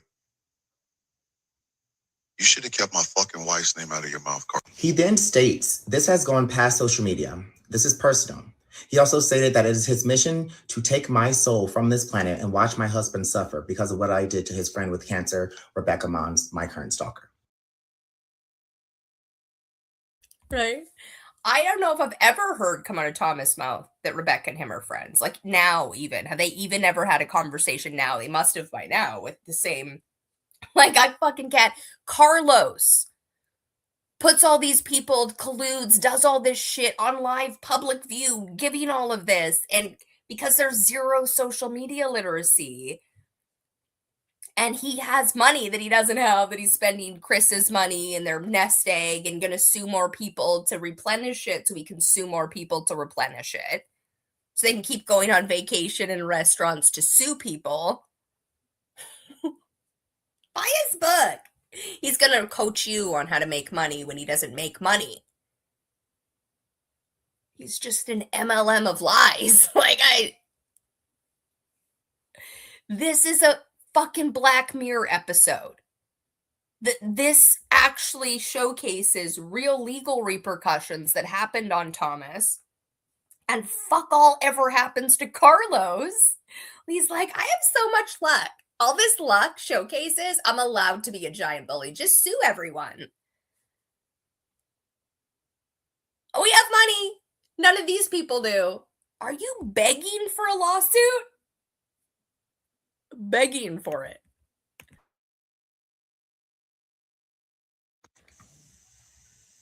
This is going far beyond a social media application, Bo. He's announced in other ones where he claims financial literacy, right? He's a financial expert, not just financial literacy, that he's a financial expert. And that he has a trust as something, so you can't sue him, so his money's good, and him and Chris just look like they work at McDonald's. And I'm pretty sure there's a version of piercing the corporate veil of making your money off of lies and crime that like breaks all of that. FBI across state lines, basically everything he keeps claiming is being done to everybody else. Going after Black men and women, sending cops, suing, threatening it. Well, you also keep threatening me, right? White woman in Canada. And it's like, that's too much money. Yeah, no. Why I'll keep mentioning, right? Why these people keep telling me that Canada has these horrible, these archaic cyber bullying laws, and I will be dealt with when I do swear. Got a little potty mouth on me. It's part of my nervous system. Fun. Can't, what's the word? What is the word? What's the word for what the word? Word in real time, right? Can't look at the word and then decide if it's good, bad, and then say it. I have to just say it. That's how I have to communicate. It's not great for, right? All the reasons it's not great for, but we're dealing with the reality we have. The speech I got, what I got in the moment to create what we're going to have, showcase what, we're doing what we're doing. Forgot my point, which is exactly what we're doing.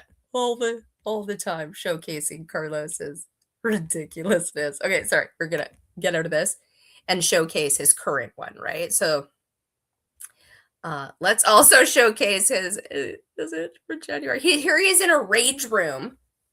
These are actually Rebecca's name and Thomas's name on shit. And he's recorded this and put it up online of him beating stuff, writing their names and beating stuff. This isn't a death threat. This isn't threatening, right? No. But them watching his stories, having someone else watch their stories and be like, hey, his whole personality is about you today. Did you know that?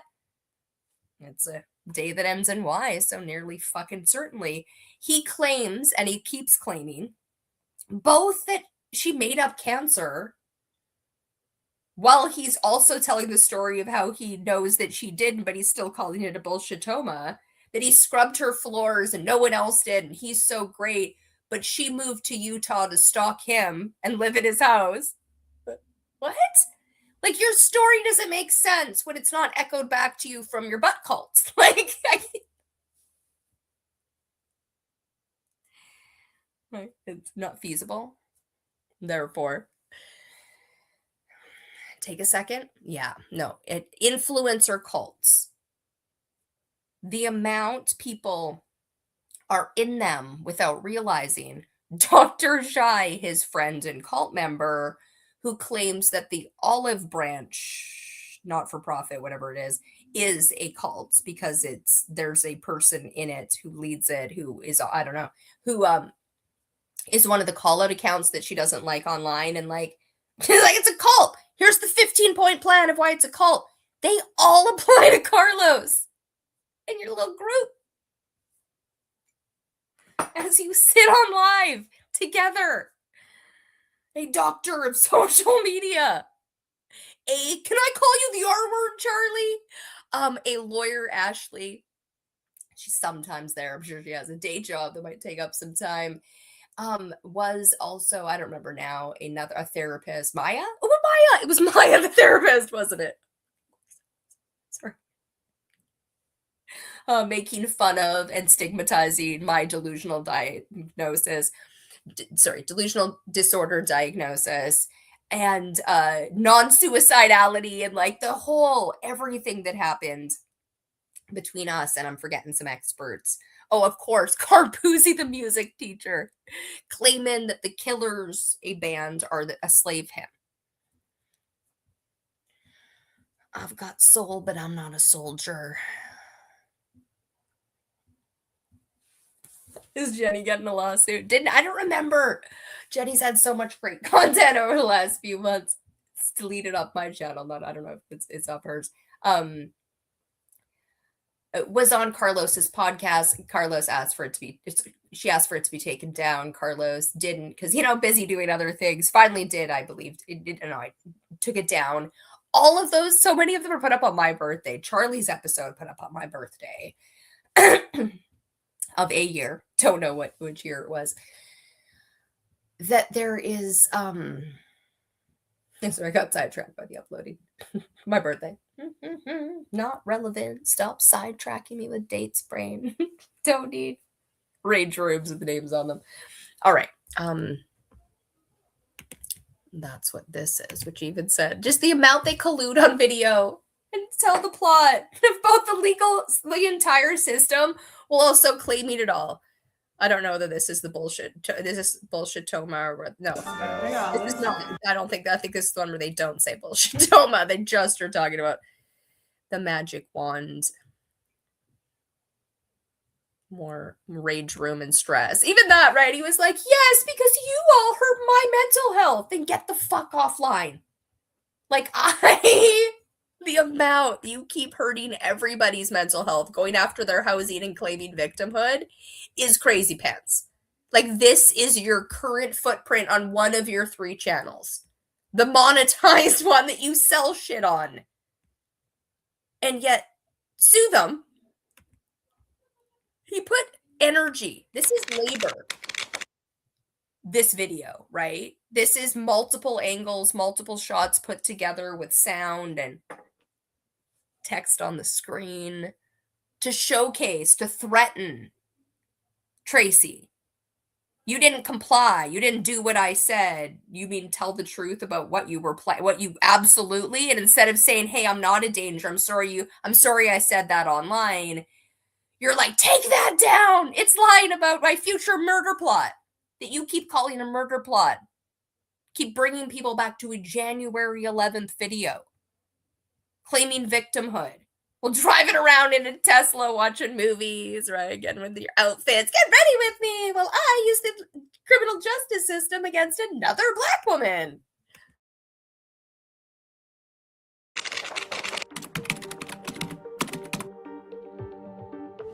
All right, so I'm about to go into the courthouse to file this lawsuit, but I wanted to be transparent with all of you guys because I've been transparent from the beginning and I'm going to be transparent till the end. So this is what I'm submitting to the court, and you guys have seen the videos, you've seen my other videos, you've seen my literal playlist about this situation. So let me show you what I'm submitting to the court. This is a civil complaint for a $10,000 lawsuit. Just going over some legal stuff here. We're not gonna, because amongst my much content, much verbal, blah, blah, blah, I have some on Carlos. Many on Carlos, actually, but like amongst the much other.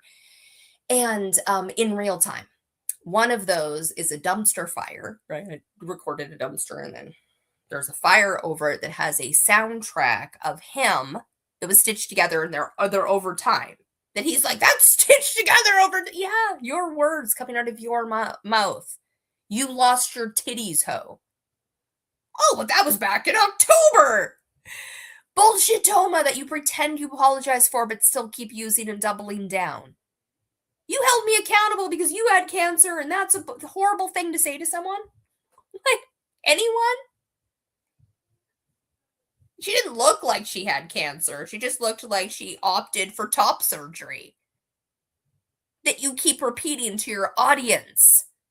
Despite the fact it's been proven fucking wrong in court. You know what I mean? You keep being like, we need to use the court. We need to listen to judges. Except when they tell me I need to stay quiet, but they don't put it in a legal document. Lindora Driggs. So this court has jurisdiction over this matter.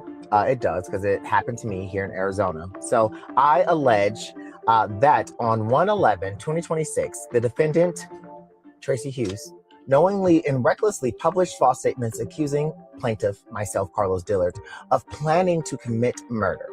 These statements were viewed by millions of people, caused plaintiff lives to be threatened and publicly harmed, and forced plaintiffs to seek court protection. I don't know Tracy. Never had a one-on-one conversation. I don't know if she's one of the people that followed me back after I started following her over this stuff, because I didn't know of her and didn't follow her and like Carpuzzi and Carlos before. This brilliant woman. What's my point? Oh, what I said in the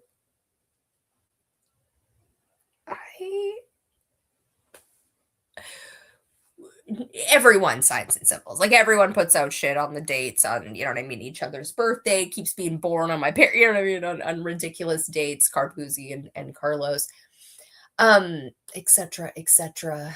Point again, Jubilee. Stop being born on ridiculous days. And then, you know what I mean? Oh, against me. No, that's not the point. That is not the point. What is the point? Oh, that I don't know how else to put it. Tracy's divinely protected, and you are a fucking idiot for going after her repeatedly. That's why shit keeps happening to you, is you keep going after people who are divinely protected while claiming you're divinely protected. Like, by God. Not the Abrahamic God, not the fake as fuck Sky Daddy that has parts that are true and accurate, but you have to tease apart what's true and accurate from what's fake as fuck. What was made up by our delusional great to the power of how many grandfather? Wrestled an angel, now in Israel. Interesting, Jacob. Interesting. Sorry, sidetracked all over the place. Let's play. After the escalation into stalking and harassment, plaintiff has been damaged emotionally, physically, financially, and reputationally. The dramatic music. Judges, I need you to watch this. The person convicted and put in a fucking psych ward without a trial, without anything, by Dr. Taylor, right? Just recording and putting up. Because, yep, that we don't need any more than that to see how fucking dystopian that is. Yet more context, thanks, Snopes, right?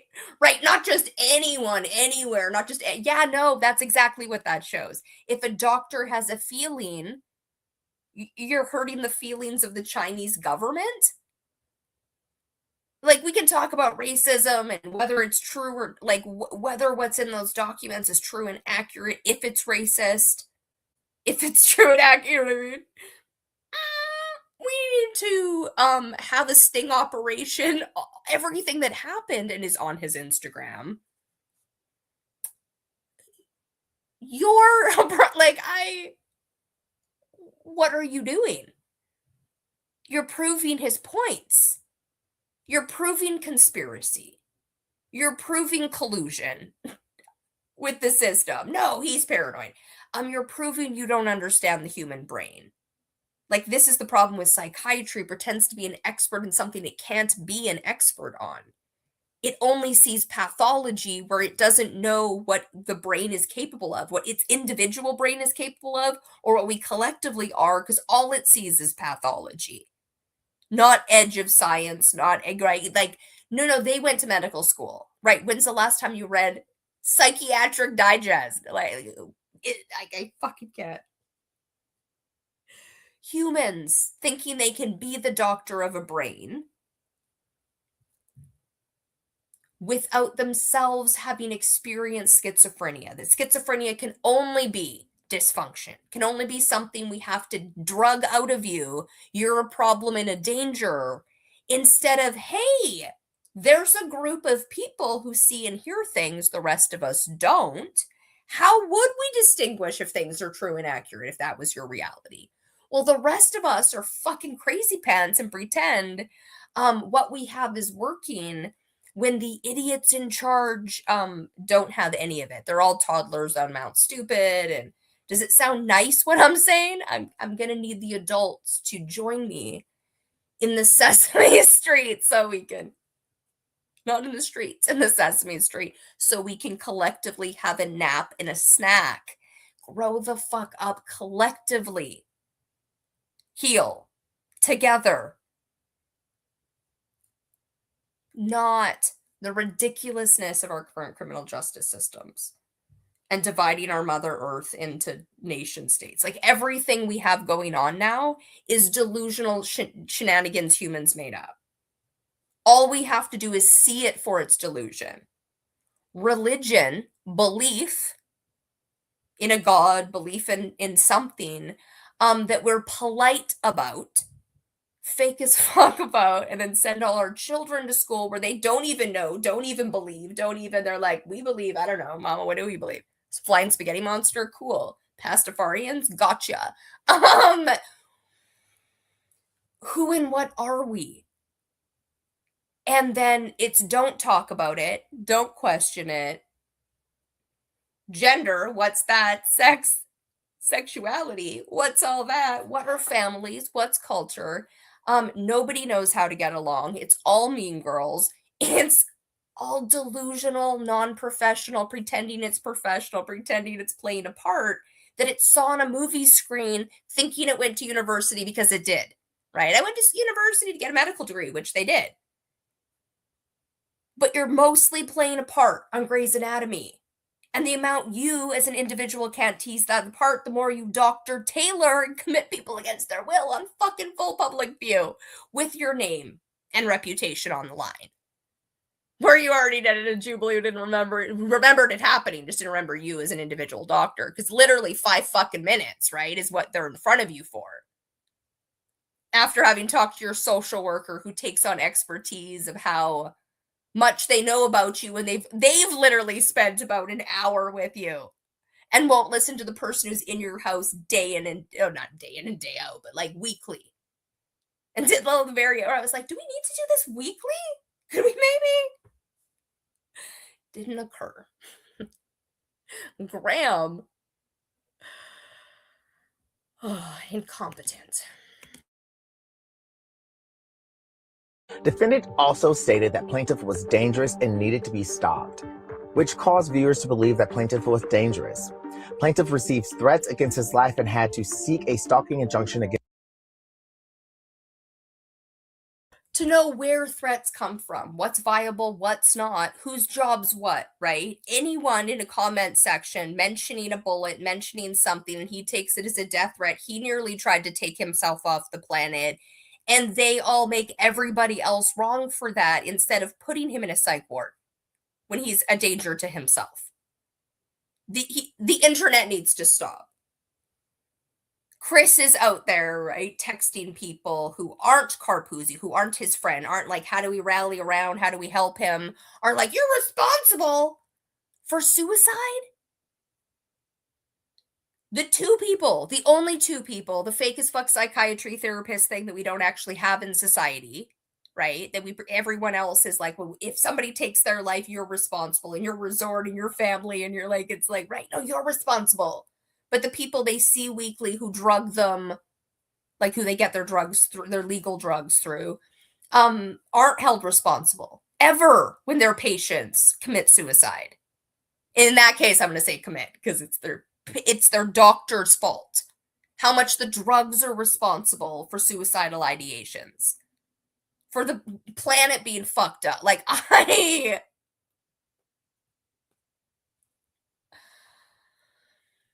to create a world we want to stick around for, day in and day out. Not a fake as fuck heaven and hell. To, like, threaten people with. Carrot and stick. Actual reality. Law school. You did go to law school. To argue in front of a judge, not for your client that you pretend, right? What is a job? What is a profession? What is our identities? When we're fucking paid to do something? The slavery of our species. Good thing I'm here to swear us to world peace. Okay, we're just gonna get ready with Carlos a little more. Rebecca Mons, the friend. Despite knowing her allegations have been proven false in court, defendant continued to repeat and promote the false claim.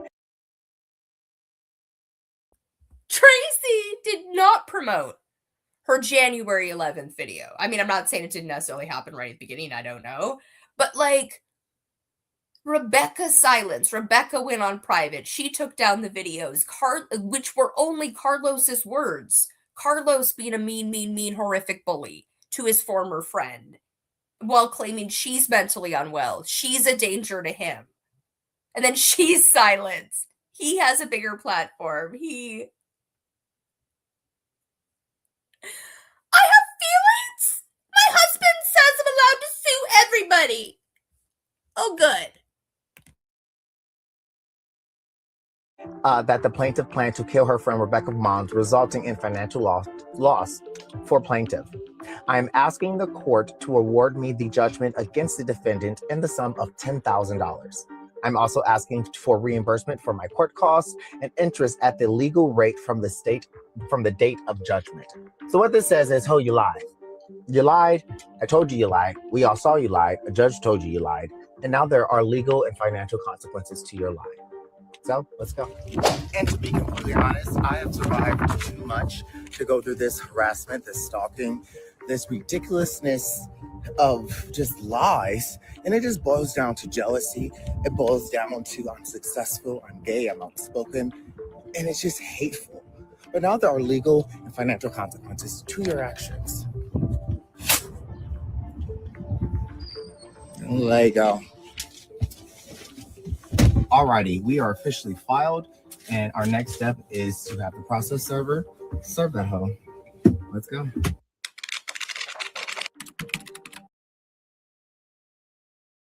You know he's gonna put up to embarrass. This is to be transparent, to publicly humiliate this person. Help me put this person in the stocks. Well, claiming that you can't be the white people become, by default, unless employed elsewhere, default cops. And the most vulnerable, the ones we deem of as less than, Carlos. Get ready with me to file a lawsuit. Carlos is a white woman. I cannot, Jubilee, I don't actually see that, right? I don't see things that aren't there. But, he couldn't be playing one better. Hey. So with Lindsay Lohan, swap. It wasn't in this Bria, whatever. I don't know where it was.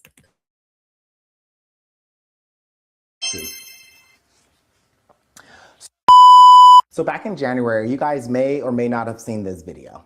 Documenting his execution of his plan to kill my friend. He's going to kill her. And if you can't find it in your heart, in your time, to stay and watch the rest of this video, then I don't want to hear any RIPs. I don't want to hear any how sad this was. I don't want to hear any dissertations. I don't want to hear shit about it. And so when he kills her, he's going to say that it was justified, that she attacked him.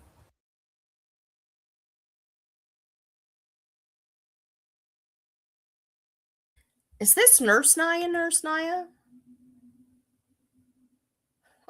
510. Fun. 510,000 followers. There's literally no evidence of you ever saying that, and court officials agreed. No, the fuck? Nope. Nurse Naya. No. Nope. What the fuck is wrong with this person?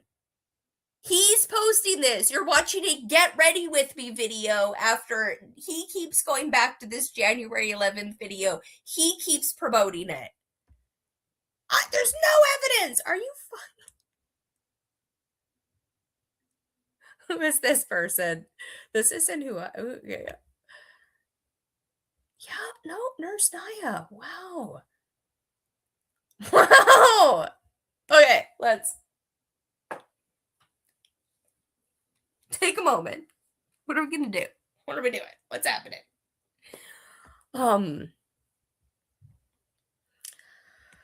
Let's play your pin video. You have stickers yet? No? Yeah, they're right here. Okay, this isn't your typical Nurse Naya video. I have a question. Why are so many people obsessed with what the nurse is wearing? And I mean obsessed in a bad way, saying that she looks unprofessional. Given the fact that if you really pay attention to the video closely, the fit of the nurse's scrub jumpsuit is not that far off from what the man is wearing right next to her. And given that, I think it's very misogynistic of y'all, and you have to think about your definition of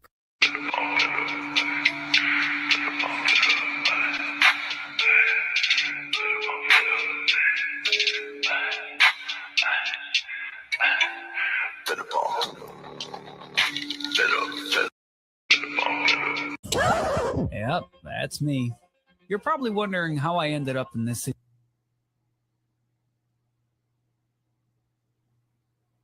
I don't know, is it just me? But I didn't laugh. I didn't find that funny in the slightest. Why is it considered drug seeking if somebody is in like real pain and they go to the ER or the doctor or whatever and they ask for pain meds because they need pain meds because they're hurt? But like if you have like a infection in your body or something, like a bacterial infection, like bronchitis or something, or strep throat, and you go and you say, hey guys, can I get some antibiotics for my strep throat? That's not drug seeking somehow, and that's fine. How is that any different? That's a very good question. Luckily for you, someone decided to take on the task in your comment section. Larissa Hamilton, registered nurse, says, because opiates and benzos are highly addictive, all it takes is 3 days of use to be so. Oh, sorry, the person's name is Larissa Hamilton. Hamilton? Larissa. The name of a person I was in UBC with, the only Larissa I know. She grew up Christian, and like honestly I kind of bullied her even though we were friends, even though I was I just kept asking her we were in science classes together and kept asking her Christian questions that she didn't consent to, like autistic. Me now knowing I'm autistic, knowing me all of it, it's like we watched together her actual friend who was a sweetheart and named Charlotte, and mother worked at UBC. Anyway, sorry, just reminiscing. We watched Strike together. We watched the one that I mentioned yesterday or the day before on live, the movie with Kirsten Dunst in it. And anyway, fond memories. Nice person. Sorry for my Christian deconstruction during your first year of university, and mine too. Well, I'd say after the first use, you're hooked if you like that feeling. It happens to anyone and everyone. No one is safe. The withdrawals we treat day in and day out are horrific. Antibiotics, not so much. Excuse me? Larissa Hamilton, registered nurse. Where on God's green earth did you get that information from? Did you grab a bottle of Snapple and decide to read the inside of the bottle cap? That's not how substance use disorder works. You don't use a controlled substance for 3 days or even 1 day, and if you like it, more than likely you're gonna be addicted. Why don't we talk about substance use disorder? There are several risk factors that can determine whether or not someone will develop that. This is why so many people complain that their pain isn't adequately treated, because you have nurses who have no idea what they're talking about, trying to prevent them from developing something that they know nothing about. If you really want to help somebody, why don't you educate patients on the fact that 30% of antibiotic prescriptions are unnecessary? Why don't you Get ready with me. Sue them. Sue them for.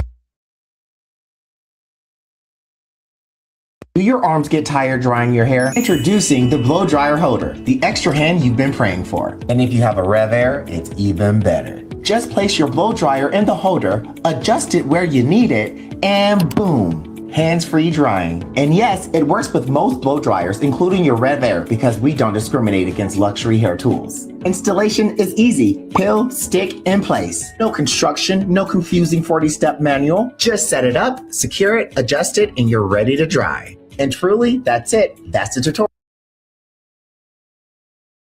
Him and Chris, the amount of ads that he does to buy stuff off the TikTok shop because it makes some money, right? He gets a percentage of it. What if there's a recall? What if you're sued? Whatever, you know what I mean? How responsible are you for what you're slinging to people because you want to make money, not because you think the product's actually good? You know what I mean? You're not picking the top product even of the week and saying, hey, this is what you need to get. It's like, how much do you need to sell? What can you get off the TikTok shop and make an ad for? So I got this area rug off the TikTok shop, and right. I just like everything. Hey, dog, sit for this commercial. 520.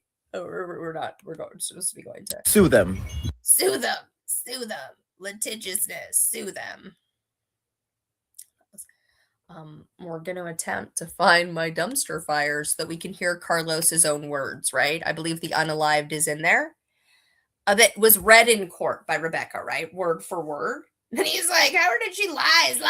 Word for word what you said in the live. What the fuck do you mean? Everyone else keeps being like, no, what he meant was what he said. He would unalive her if he ran into her in public. That's more of a murder plot than anything else that's been said, and he keeps claiming he's the victim because people keep saying he did a murder plot. Then stop saying it. Stop bringing people to the January 11th video that went viral. Okay, we're going to need to go down quite a ways. Oh, yeah. Raise a little snail, raise a little snail. Sorry, this is the picture. Up there. Oh, this looks like it's possibly on... They filed oh, no, for this is... bankruptcy in Okay, well, that's just Signs and Symbol, Thomas and Candace. That's less fun. I thought it was actually on. Ah, no, no. I need you all to hear that mandated reporter in any job is literally the next stance. Just doing my job, just harming kids, just harming mental health because we got to report to the coppos. Mandated reporter basically equals Nazi. And you all act like it's a badge of honor instead of the opposite, the exact opposite.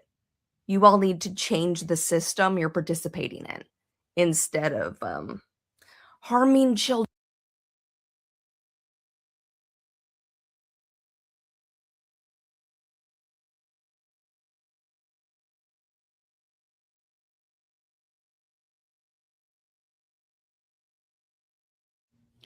Who wants to join my revolutionary cult? It's time, Robbie. It's time. They knew, and they let it happen. 2 kids. Okay? It could have been you. It could have been me. It could have been any of us. We got to nail these scumbags. We got to show people that nobody can get away. Rachel McAdams is like #1 on the celebrity list, but nonetheless, I found this yesterday. We'll picking out the one. It wasn't that hard finding the paperwork that showed that Dr. Taylor was the one that sectioned me. Rachel McAdams. I mean, I haven't really looked at it, but I could recreate this from scratch basically at any point in time because birthday November 7th and all the relations. Why is Arnold Schwarzenegger? Oh, it's the day he was sworn in as governor. I was like, fun because anyway. November 17th, neighbors in Georgia with my 2 other people. Neighbors with my sister in Georgia. Like my actual real life sister, right? Same parents produced my sister. I came out 2.5 years later than my little brother. And my sister, Ryan Gosling, Rachel McAdams, Woody Harrelson, many people has she met and dated. She dated Josh Radnor briefly before How I Met Your Mother. Mark Ruffalo, my mother's birthday, my brain tumor, acoustic neuroma, and the Hulk. Played the Hulk. About keeping your emotions in check, turning green. Women don't have as much of a problem as man. And then the Hulk, the wrestler, died as one of the Ozzy Osbourne, the Hulk, and Malcolm Jamal Warner. Within a few days of each other, there was a lot of celebrity deaths in the summer, and I was like, are they just ramping this up? And then I proselytized that. All right, I was like, I don't know what you guys are gonna do next month when it doubles and triples. You guys are no. But then Charlie Kirk happened, and you guys all ignored Snake Eyes, the movie that other people put together. We're like, how did it proselytize Charlie Kirk's death? It didn't. There's something else going on. We should figure out what that is. Away with this. Not a priest or a cardinal or a freaking pope. You finished? Yeah, I am. This is bullshit. It's time, Robbie.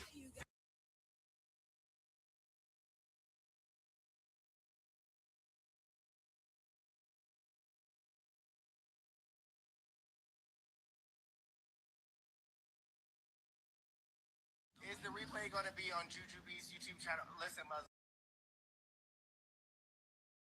Aw, I got a call out yesterday too. Charlie mentioning, right? And like, she's crazy and in Canada and it's coming for her.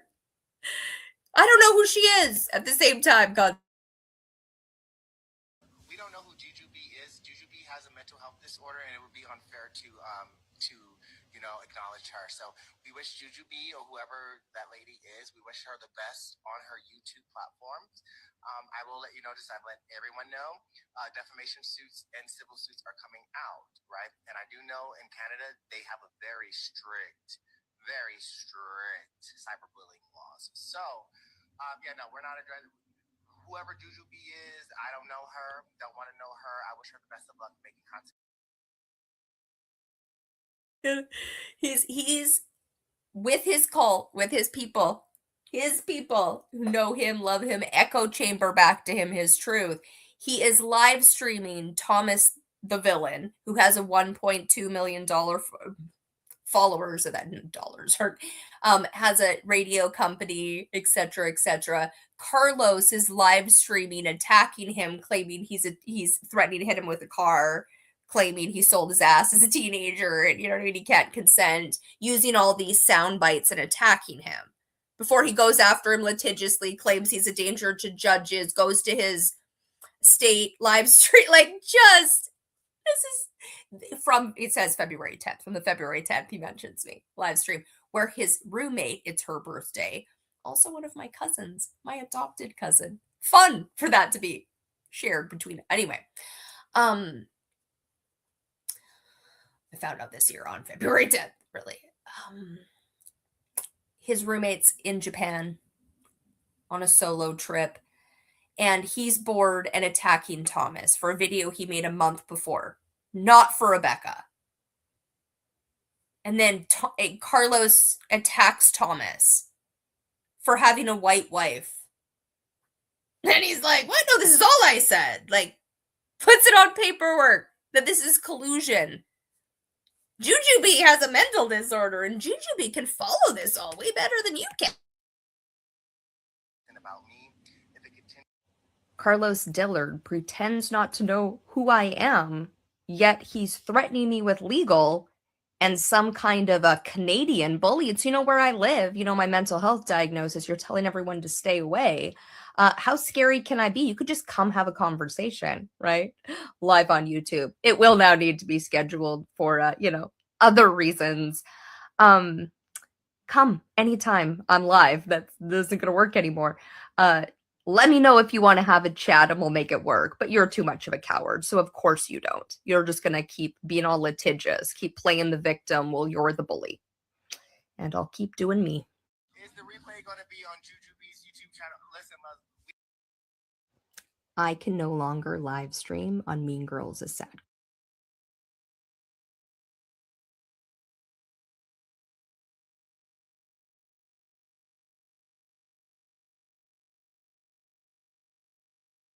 Can I share a few comments because I'm going to hop off because I'm a teacher? Sorry. Okay. Rebecca, I know that you've been watching. I took a screen. Because I'm a teacher, I'm going to hop off. But first, I'm going to imply that, right, I know you've been watching. Is she not allowed to watch him publicly stream the court case? She's not saying his name. Is this, I don't know, what is stalking, you know what I mean? I don't know what she legally has to do and not do. To imply that all these random accounts are her is like, I'm a teacher, and with your full voice, Carpuzzi. Shot of all the different names that you've been using. I'm happy that you finally got what you deserve. You're a loser bitch.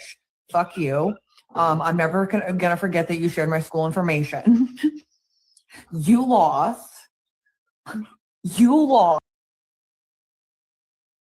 This is fun. We're finding the dumpster fire, but like Carpuzzi yelling at Rebecca. She has her full name in picture, right? Rebecca's not allowed to talk about Carlos, third party, anything. We have Carlos. Oh my God, did you send me a cease and desist? This is third party. I'm going to litigious you, Thomas, for sending me a letter. How dare you? After he records him getting served, implying he's a danger to a fucking judge. Taunts him in the live, everything he's done, Carpuzzi. You named my school. Your angel babies? I fucking can't. That is a slave hymn. You are a loser. This is on February 2nd. On January 24th, Carpuzzi, the teacher, posted Rebecca's name and picture mugshot again after already posting it before and being like, I never would have been friend if I knew she had a record that she was totally honest about. Okay. If anyone has a mental health diagnosis, cut them off of all friends and family. Also get help. You gotta need to make sense. You really do. Like, this doesn't make sense. This cult club, this club of a group of people who have one mind publicly on the internet after advertising it. Weird. Loser. I know that you are financing. I know that you are financing a very old car for a ridiculous 2005 Ford Taurus Amex.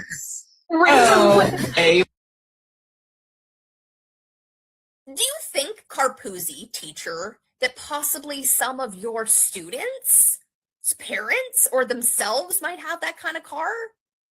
Bad-mouthing someone because they don't have enough money while you're going after their cancer, like everything. She mentioned which school. I don't know the context of that one.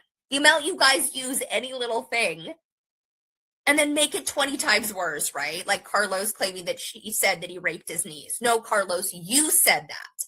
You keep saying that. It's never said by her. Can I share a few comments because I'm going to hop off because I'm a teacher? Sorry. Well, I forgot about that because now he's all about the murder plot, right? So I forgot about the raped your niece plot. Like, I'm being cyber lynched. Oh, the amount, the same. The only thing I didn't know was Jenny's. The only thing I didn't know was Jenny singing the slave hymn. Carpuzzi, the music teacher, teaching children about music. The only thing I didn't know, my God, Carlos! I got soul, but I'm not a soldier. Did you hear it? I got soul, but I'm not a soldier. First of all, is that a... The Killers, the name of the band. Ironic? Is there a deeper meaning to I got soul, but I'm not a soldier? Here's this from an article I found. Lead singer Brandon Flowers told Rolling Stone about the line in 2009. I can specifically remember being at Ronnie Benushi garage when I wrote it. That. So he wrote it. I'm not a soldier. I got soul, but I'm not a soldier. He cancels the last stream at the 3+ hour mark and comes on again because his stream gets flagged. And then Carpuzzi, Krista, is there for the first time, like is the first person there, and then she's talking about the slave hymns, right? And how she is the best white woman teacher. I didn't know was Jenny singing the slave hymn. Did you hear it? Yeah, okay. No one else is here. Can I go off as a music teacher? So again, they were live for 3 hours, advertising Tracy's viral video in the background while bad-mouthing her and bad-mouthing Outspoken, Rebecca. And Carpuzzi's like, yeah, the only thing I didn't know was about the slave hymn. I had no idea. But let me go off as a teacher about how I'm specially special during Black History Month. When you haven't even heard it. It was the first time you were hearing it. And you bought his lie, right? As someone who presents white and is not black, you need to be... First of all, is that a slave hymn? That was a slave hymn. Yes. And like I'm like in a very active Black History Month. So you have to be very mindful as someone who is not part of the Black community when you are sharing music from particular parts of history. The only time I'm ever going to play that type of material is to show kids an example for about 15 seconds, and then we're not going to keep listening to it because it is not good history, and they deserve to like learn about it, but we're not going to spend all fucking class on it. That doesn't apply to my stalker. She's a half white woman who had everything. She had an attorney. She had a white judge. She had a woman judge. But here's the thing. I am a soldier. So I know how to hold my... Well, that sure clears that up, doesn't it? The only thing I didn't know was Jenny singing the slave hymn. Oh my God.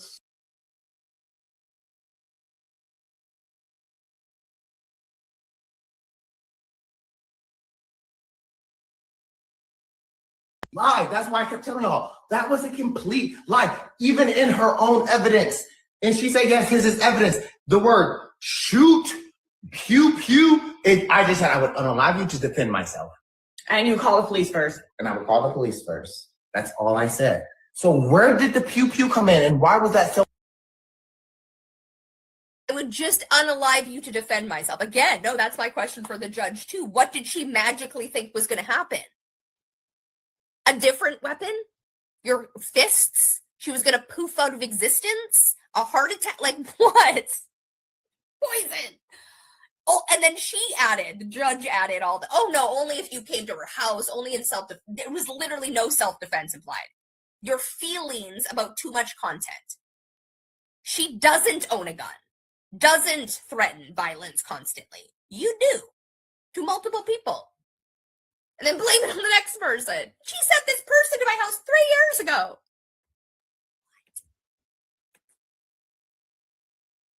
So heavy in their evidence. She was just trying to make sure that she was trying to take away your right to a firearm. That's what that was. I think she just wanted a stalking you can't shoot me in public. And the judge is basically like, he's allowed to, nothing in that court case said they were looking to take away his gun. Saying the truth that he owns one, or that there's one in the house, and getting that straight, right? Of like, who owns what? Is Chris responsible for? Yes. He's not a child. Neither of them are children. There's no children in the home, from what I understand. They're legally allowed to own a firearm. And in an open carry state, they're legally allowed to carry it around with them. And I thought Carlos did own and had all of that, because that's what he implied on the podcast, but that was from 2017. So maybe he's lost those rights, or he lied, because he lies. Lie. That's why I kept telling y'all.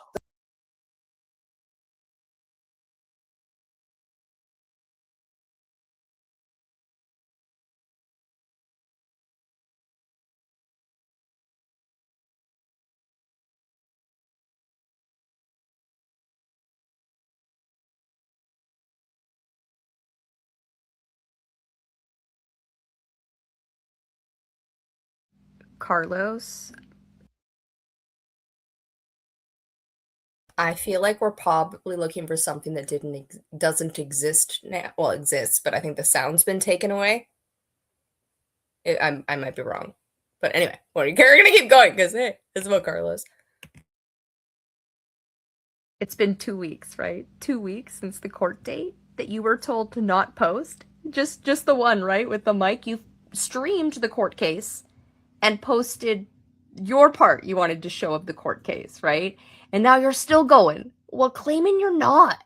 It just does my brain. I'm just going to play the start of both of them and one of just some choicey things the judge. Here it is, pinned. I'm playing the judge's decision because to this day, people still are trying to say that I tried to harm a person, and I never did. The entire court case, which is like 3 hours long, that's available on the court record. It's public. You got to pay like $33. You can go get it yourself. But I'm only going to I played the whole thing on live the other night. I'm going to play the judge's decision so y'all can finally see that even the judge said, after looking through all the evidence, my stalker lied. Y'all don't have to like me, but y'all need to. There was no evidence provided from the other side. As for a continuance, you didn't allow the continuance. You got to show all your side, and the judge was booty holed up your butt with all your other cult, right? Just like crammed on up there. Here's his author account, where he's again posted the court case, and that was the only one he was supposed to give, that he ran by the judge. The one where he's fake reporting outside the court. Court with my stalker today. Let's see what happened. Carlos, how did the case go? The case went great. Who brought that microphone? Whose hand is that? Here he is with an opinion, right? That someone says someone else should take down some social media content. Well, he is still going. Absolutely, it should be taken down. And ask yourself, what is the purpose for them keeping it up, even after the court date, even after it was proven under the court of law that they lied? That Oh, no, the January 11th Tracy video was not proven to be a lie in any fucking way, shape, or form. The future tense, he's gonna kill my friend. What the judge called her a liar about, and you clipped and keep calling her a liar about all things for all eternity, was the heavily implied gun that was explicitly stated, right? Which is what she said in the court case you streamed the other day, day before yesterday. With the Donald Trump judge, Albino Cheeto, we need his name. We need his name so we're not disrespecting him by calling him other things. Who basically said, we're gonna take everything Lenora Driggs said as fact. And how dare you be here? Was she representing herself? I wasn't quite clear on that because I was washing my dishes and doing other things. Listening to the abhorrence of the criminal justice system, the civil suits, who has money has the power. And they're showcasing that. And the judges are letting them because they don't understand social media literacy of like, right, I don't want to see this live streamed on your channel. Later on, when this is live streamed on your channel, is actually what I want to hear them say, because otherwise I wouldn't hear them say it, right?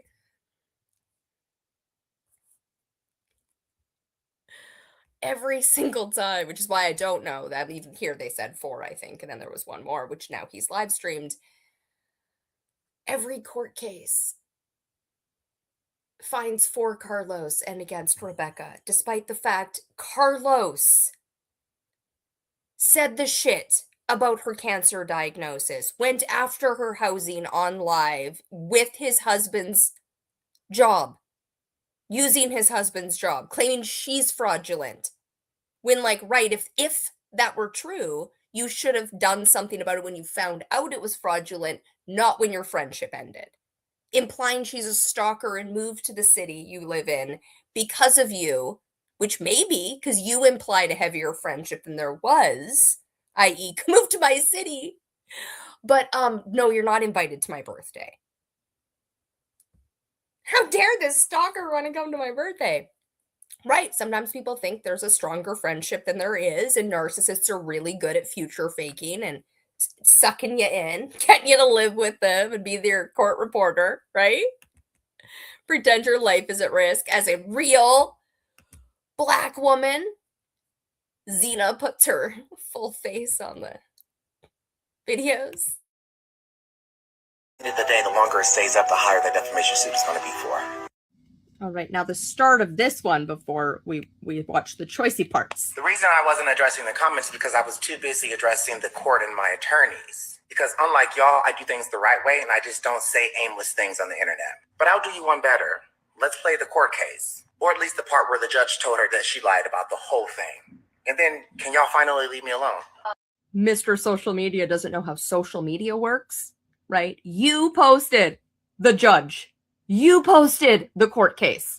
Pinned it after the judge said, lied to herself. And So does this mean that if he talks about me, that that's fine going forward? He's not going to talk about you. He's done with you. And you have to leave him alone. But, Mr. Dillard, that's what I expect from you, okay? That you are not going to talk about her unless you guys do a video saying, we've made peace. I need to make it public. There are still 7 million people that think I tried to unalive her. There are people waiting right now. Okay, well, it sounds to me like you never said her name, that you just I said. I stalker. So I'm going to say. he has her name written on the chalkboard and on the things he's smashing at the Smash House. And then used that against her in front of the judge, right? Like, how dare you know that I wrote your name? Are you following me around? No, you publicly post shit. You're not allowed to watch my content. That can't be. No, that's not what happened, right? I'm allowed to say whatever the fuck I want online, right, Lenora? I never say her name. I will never say her name. I will, honest to God, whatever her name is, she got a lot of names. I want to move forward. Only thing I will say is that I need to address. Also, let's watch his friend who's been on every single one of his lives, including the one where he live streamed the entire court case and they were pumping champagne and making fun of the person they claimed to be scared of, right in the background, the one they got a protection order against. She has to be silent. He gets to run his mouth. So hard to find things on TikTok. No one know where Oh, look. His most latest repost. The outspoken adoptee, also known as Rebecca Mons or Desiree Mons, now has a stalking injunction against them from my friend Carlos Dillard. If you see this person on any form of social media, speak on Carlos Dillard's name, share an image of him, try to use you or someone else to contact Carlos, they will be violating their stalking injunction, which means they'll be violating the law. Now let's watch a different one of his friends misunderstand what she got from her little cult leaders and think I'm breaking some kind of law. Charlie Beth here, who says on the court case posted, pinned, she has a serious mental health issue that needs to be assessed. This isn't about me. This is about Unspoken. There's somebody on this app that really just violated Outspoken's restraining order or stalking injunction, shall I say. But by tagging both. I had tagged them like right after January 23rd and didn't after. And even if I did, I wasn't told by the judge to be quiet. The judge who silenced the wrong person, Carlos, who's been live streaming the court case. I won't say her name. I just call her my stalker. But my friends, full on publicly, her picture, her mugshot, and her name, right? Hey, judge, want a social media literacy course? Come over to YouTube on Jubilee's channel, right? Jubilee's Receipts and Mean Girls Are Sad Girls, and come get a whole ass education in social media and what you did with the help of Carlos Dillard and his cult. Carlos.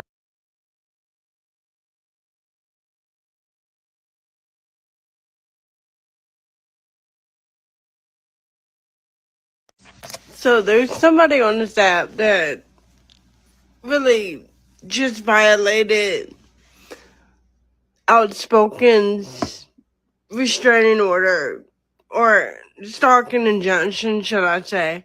But by tagging both.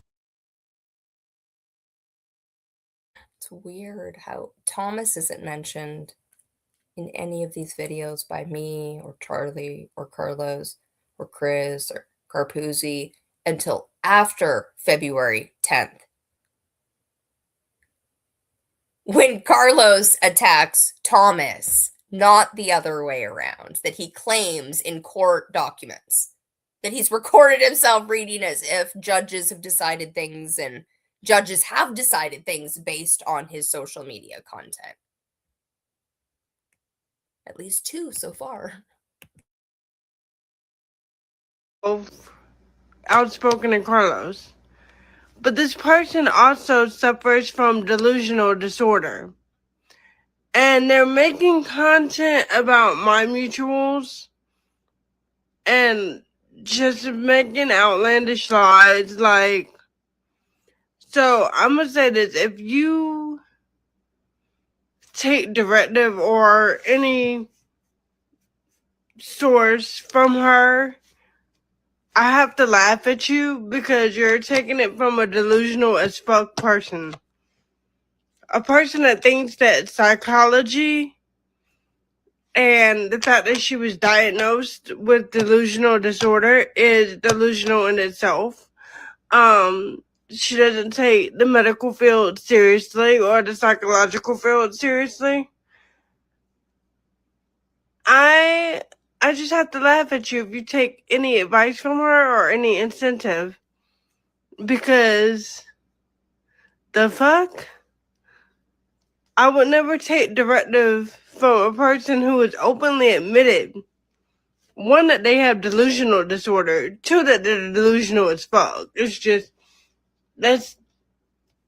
I'm based in reality, hun. I stay within the reality grip. I don't. Dr. Taylor, now known for gross human rights violations of man arrested covered worldwide, because literally that looks really bad, Vancouver. Really, really bad to have a doctor roadside arrest someone based on 5 fucking minutes that we can see he looks coherent, right? Doesn't look like he's a danger. Even Snopes, right? The biggest they could pull out of their little, wherever they pulled things out of, was that he was a danger to the Chinese government. That's not, like, come on. Danger to a corporation? That's stretching it. That's stretching it, Doc. Veer off and veer left, like. But I just want to let y'all know that. So, if you see this person, do not interact. Do not respond with her. Okay? Or correspond with her at all, because she's just making up lies and horse shit just to be doing shit. Gotta find the me that actually talks about it, which is probably right before it. Because, like, yeah, no, this is just me. So there's... I don't suffer from delusional disorder. I don't have delusional disorder. I have the diagnosis of delusional disorder, thanks to Dr. Taylor and her 5 fucking minute assessment. It was probably longer than that, but not much, before deciding to put me in for a 48-hour where someone else's assesses based on her, you know what I mean, her notes, and me and my aphasia, and me being the Jubilee, which to them can only look as dysfunction. Well, I'm like, right, here's the disability part. Here's my life over the last 10 years. Here's what I'm experiencing under your roof in the why are my uncle's birthdays here? One of the people who I was in the psych ward with is Chinese. Many of them were. But one of the people who shares my uncle's birthday, Chinese, and has doctor in her name. No idea what that is. I think I do, but I'm not going to say, because then it's anyway. Not a doctor of medicine, like medical school. Didn't go to medical school. Stop. Didn't go to Western medical school. Uncle's birthday, in with me. Who was up on my Instagram when I went to look for? Actually, I don't think it was when I went to look for, because him I looked at and went straight to his Instagram, like it was from Google, his name, the one who was arrested and brought in. Dr. Taylor was named. Oh, and then I was like, I wonder if I was mine. What are the chances? Oh, I'm the Jubilee. The chances are actually quite fucking high. Like, I cannot express how much. Lawyers. My cousins.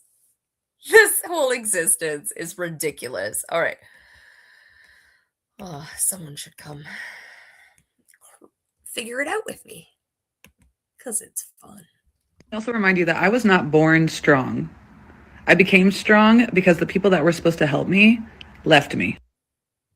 Maddie Graham, Ashley Graham's sister, who the whole family basically disowned and kidnapped her kid, and when she was 17, she got pregnant, gave birth at 17, then turned 18 the next day.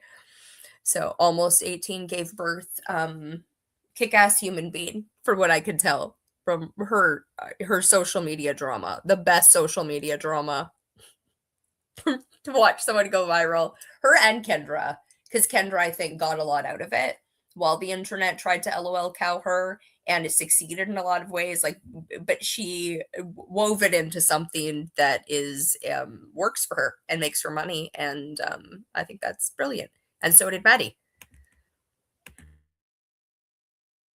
I also remind you that I was not born strong. I became strong. So there's... But this person also suffers from delusional disorder. Charlie, I assure you, I do not suffer from delusional life. I do suffer from technology.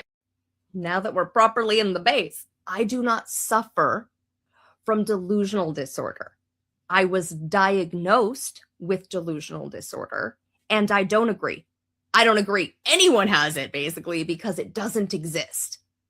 I haven't met people with it or who have had it, just people who've had fictitious family members and patients diagnosed with it. It's the box you put people in when you can't deal with them as psychiatry. That is my opinion. As I have asked, what delusion, right? What is a delusion? Maya, the therapist, your friend, right? That just, could not possibly distinguish between reality and non-reality. Can anyone these days with AI? What is my delusion? Is what I will continually ask. Where have I lied? Right? Your whole video is full of saying I've lied and I have delusional disorder diagnosis, and therefore shouldn't have community. No one should listen to me. No one should communicate with me. That is not my belief system. I believe we have a mental health crisis, and psychiatry is fake. It doesn't help. It just medicates people into masking to participate in the capitalism. I'm here to create world peace, to create solutions for a disabled world, for a mentally unwell world, which doesn't mean people cut out people because they have a diagnosis. Is that what you would do with someone who has cancer? Well, we know what you guys would do with someone who has cancer. So join me wherever I am on my YouTube channels live. Generally, sad girls are mean girls these days. And we will be going over Carlos's court case with the judge who has no social media literacy when I am able and when there are 10 people who are ready and willing to view. Because it'd be great. It would be great to finally be seen and heard by more than 0 people while I'm live. But, you know, the creator's going to gift me with what the creator's going to gift me. And you guys have been just streaming the gifts this week. So thanks, Charlie. Thanks, Carpuzzi. Thanks, Carlos. Thanks, Maya, the therapist, and Ashley, the lawyer, and anyone else I'm forgetting. Come join me on YouTube where we can have a deep, long conversation that can sit there so other people can learn from it on how to create a better foster care system, a better social media platform, better criminal justice system, any topic that isn't slandering, right? Isn't making fun of somebody who you're saying is delusional without pointing out where's the delusion.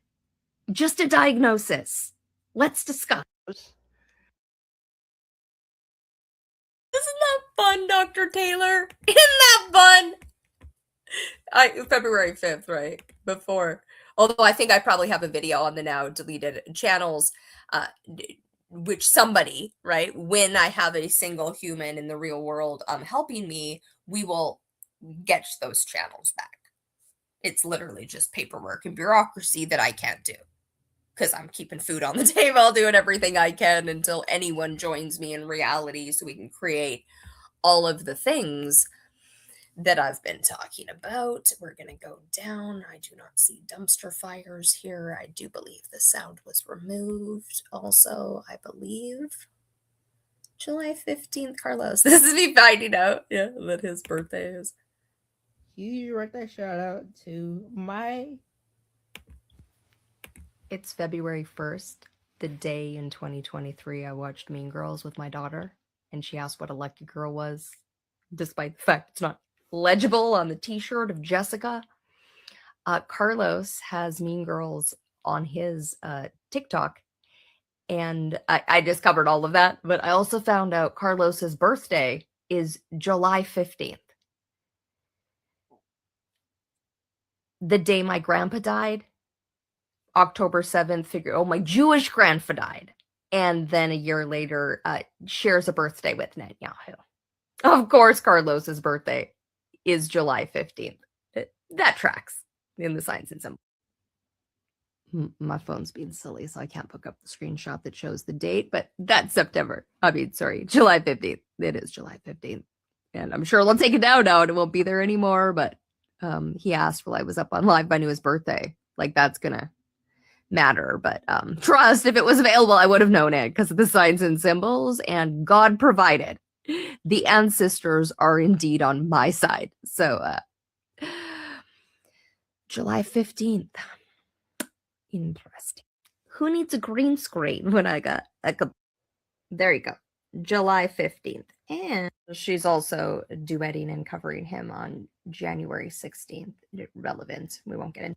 How fun. It even has 130. Maya's husband. Is his name Todd? I don't remember his name. But that his birthday is Diane Fossey's, the primatologist, the one died.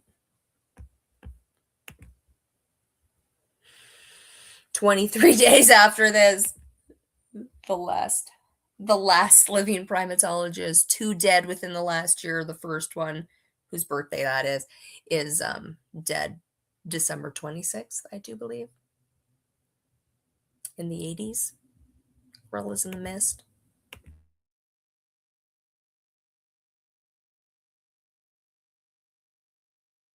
Sorry, Maya Stojan, which I think is also right around the Maya the therapist. I think I'm like, Maya, Russell Brand, all the actual real world people who've played roles on movies and TV shows, some of whom are alive still, and many of whom are dead.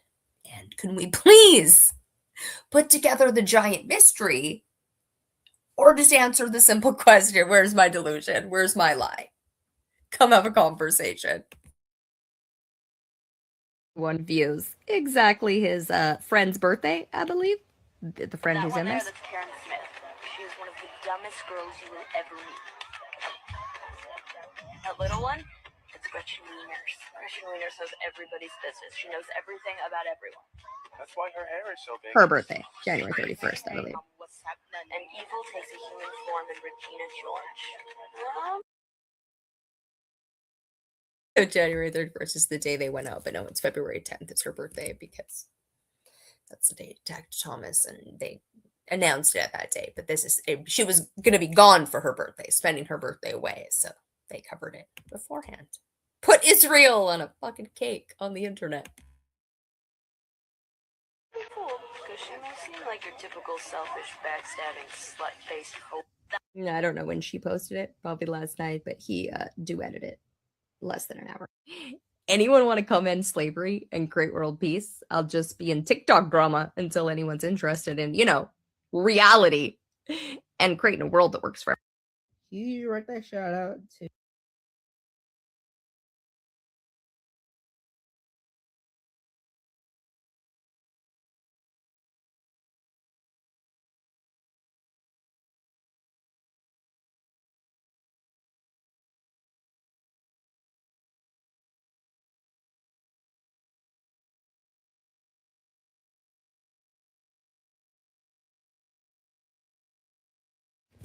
When I was put in the psych ward because an influencer ran a smear campaign, I was also in with a woman whose family member was playing in the NHL playoffs. So we were watching the NHL playoffs. The Colorado Avalanche. I love it. It's like this person's like, it's not that easy to get put in. Okay, that's not literally Canmore Hockey and Kids, which I think possibly leads to a currently there are kids in a hotel in a pool at that time who were rushed to emergency because they all got sick from the pool. And there had also been this death. And this person's like, hey, did this not happen? Is Sam Steele not a person? Does he not have a brother who died in Canmore? Do you not think Jared's a real person who also happens to have played in Canmore around the time I met him? Before we went on to watch True Lies together, years later, etc., etc. Everything that is, what, you know what I mean? What she's probably about to say, better than I can. Which is where the influencer got me put in there, lives in Colorado, was playing the Dallas Stars. Sam Steele was the hockey player we were watching. I looked him up, and he has a brother who also played hockey and died in Canmore. I know Canmore because it's where Jared played hockey. When I met Jared, he was on the Canmore team. I met him November 6th of whatever year I went home with Devin for lunch, and met her brother who was home from playing hockey for the weekend. Then we would go on to watch True Lies together on November 6th, right before the new millennium started. There is a team who's currently sick after a swimming in a hotel in Canmore. So many kids affected. Anyone want to come help me save the world? Or would you go on and just all descend into World War III? I pick world peace. I pick what you all call delusional disorder. Oh, Canmore. What's the population? Tiny, right? When I was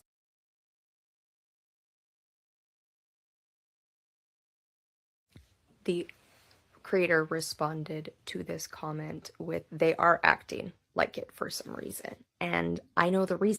Our entire economy, every sector, is the Stanford prison experiment. We just need to look at whether we're a prisoner or a guard. Every single place we are in, we are a prisoner or a guard, and we act accordingly in the hierarchy. And doctors, with their ego and their degrees, become cops, become the guards, and they expect you to act like the prisoner. And if they knew that, they might be able to stop, but instead they refuse. I could never be. If I was put in that experiment, I would act appropriately. No, you'd act exactly like you're acting. An egotistical ass. The creator responded to this comment with, "They are acting like it." So if you follow this back, you will see my last video on Maya Stojan that covers two of the primatologists, Jane Goodall and Diane Fossey, and how she's interconnected. And it all just got way more interconnected.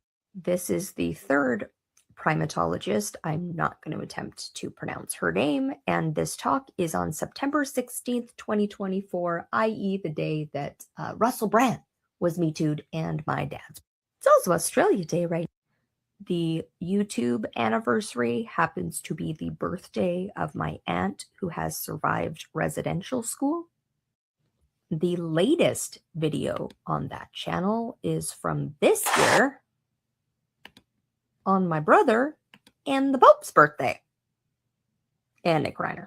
In the hour-and-a-half talk, they mentioned Born in the Wild. This is a webisode that aired March 18th, 2011, which is the date I got diagnosed with brain tumors for the first time, and my only grandparent I never got to meet's death date. Of course, I clicked on this title. Is calling Trump an orangutan insulting to orangutans? It's my birthday, and this person whose name is Reality Winner, her birthday. I'm pretty sure Dr. Galinde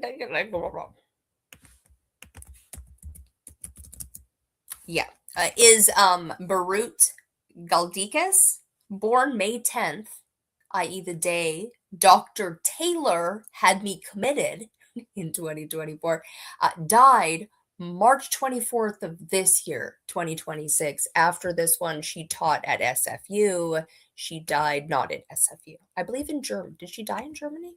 No, she died in Los Angeles. Born in Germany, died in Los Angeles. Taught at SFU, the other university here in Vancouver. Today is December 4th, my favorite grandma's birthday. I'm rewinding. Who's December 4th? That's also Carpuzzi's birthday. Who are you? Reality who? Whose name is Reality Winner? Her birthday is December 4th. My favorite grandma's birthday. Maya Stojan, there was a YouTube video with her and Russell Brand on the red carpet when they were dating on April 3rd. She got married on April 3rd to her actual husband. That's also the day Milli Vanilli, half of Milli Vanilli died, because that's the band name. It's the one who killed himself because of the bad reputation and died on April 3rd as well. Todd, whose birthday is Diane Fossey's birthday, and they got married on Jane Goodall's birthday. They also had a baby named Leo, the Pope's name, whose birthday is January 6th, a highly significant date in the science and. So if you follow this back, you will see my last video on Maya Stojan. This is Maya Stojan. I met her when I was in Los Angeles visiting my sister. This person's name is Otterpup.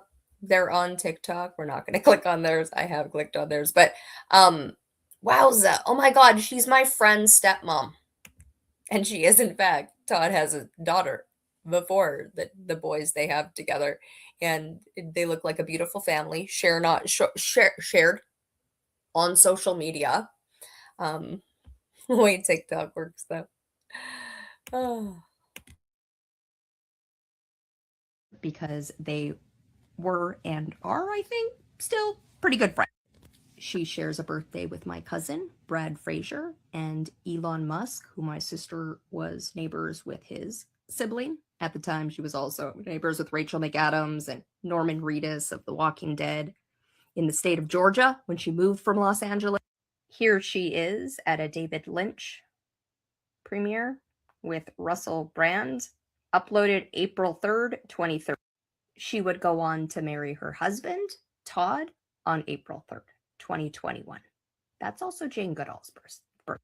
June 28th, 2023, I put out this video, the third in a Red String project. Titanic, September 11th, and the Olympics, Red String project. And then I left the following comments on Russell Brand's similar video.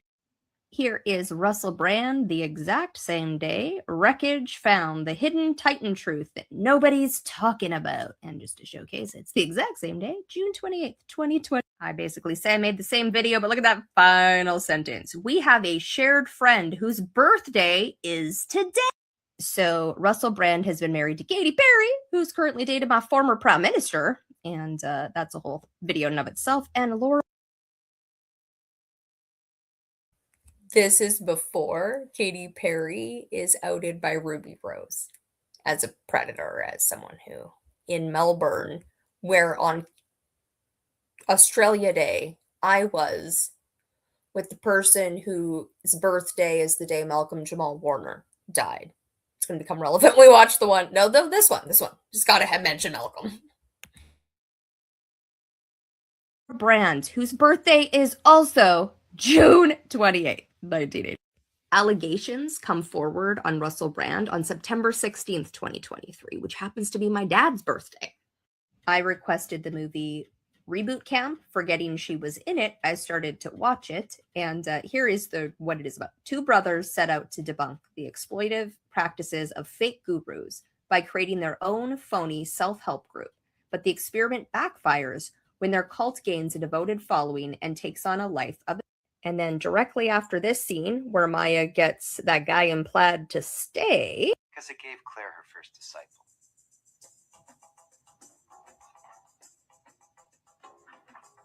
The charlatan, the messiah, the book says I'm a. She is also in this episode of The Resident with Malcolm Jamal Warner. Either of you thinks you're perfect. Probably the wrong question. Here's the same episode at exactly 7:20 timestamp. The back of her head and Malcolm Jamal. This is my Costa Rican journal where I've listed all of the birthdays of everyone I volunteered with. That is one of their birthdays. And the day he drowned off the coast of Costa Rica. Todd's birthday is January 16th, which is also Diane Fossey's birthday, who is like Jane Goodall. They got their start from the same anthropologist. And again, they got married on Jane Goodall's birthday.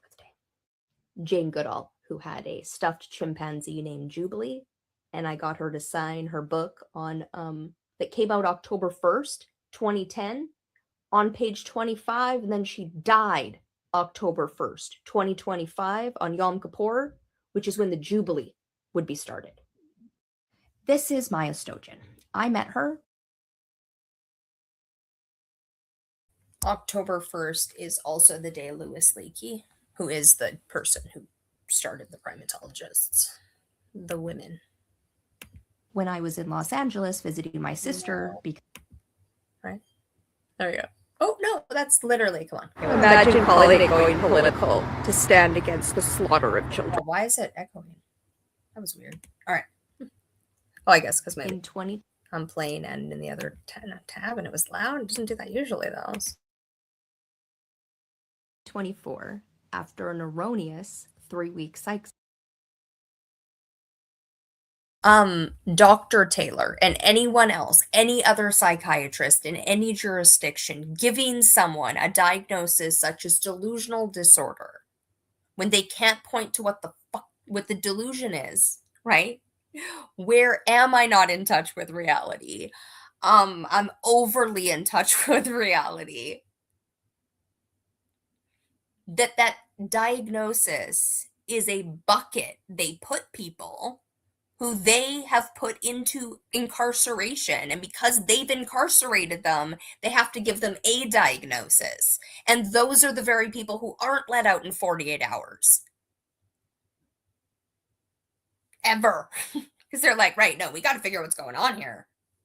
But they don't know, because it's not their area of expertise. Well, in the psych ward, right, ask for a rabbi, a priest, literally anyone for the signs and symbol weirdness.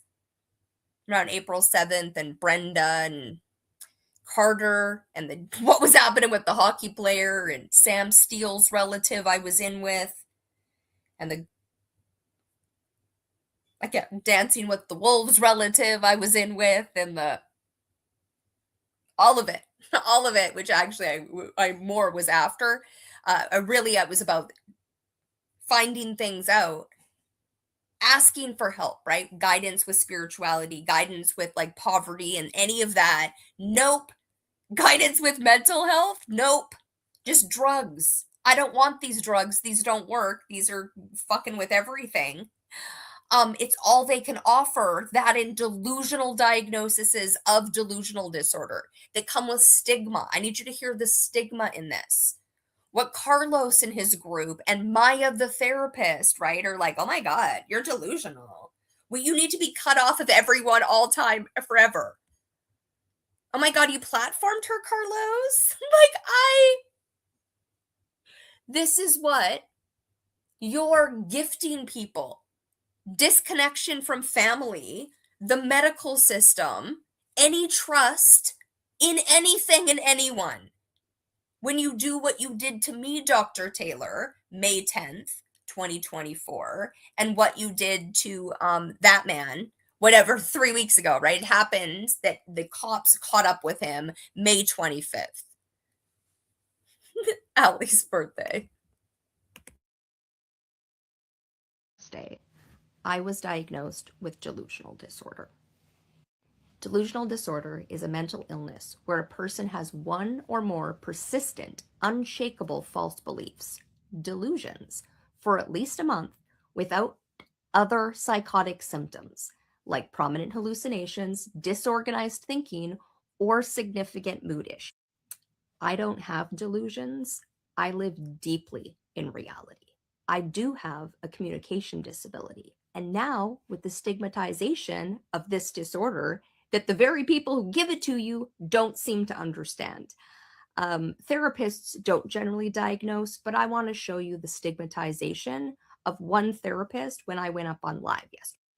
This is Maya the therapist, and she is friends with Carlos. I was recording Carlos's live, not really listening to it, and then he invited me up. Because there were no other guests, I decided I would make a coffee and join. While I was doing that, Maya joined. I made very clear I cannot have more than one person that I'm talking to online, or it's too confusing and too much interruption.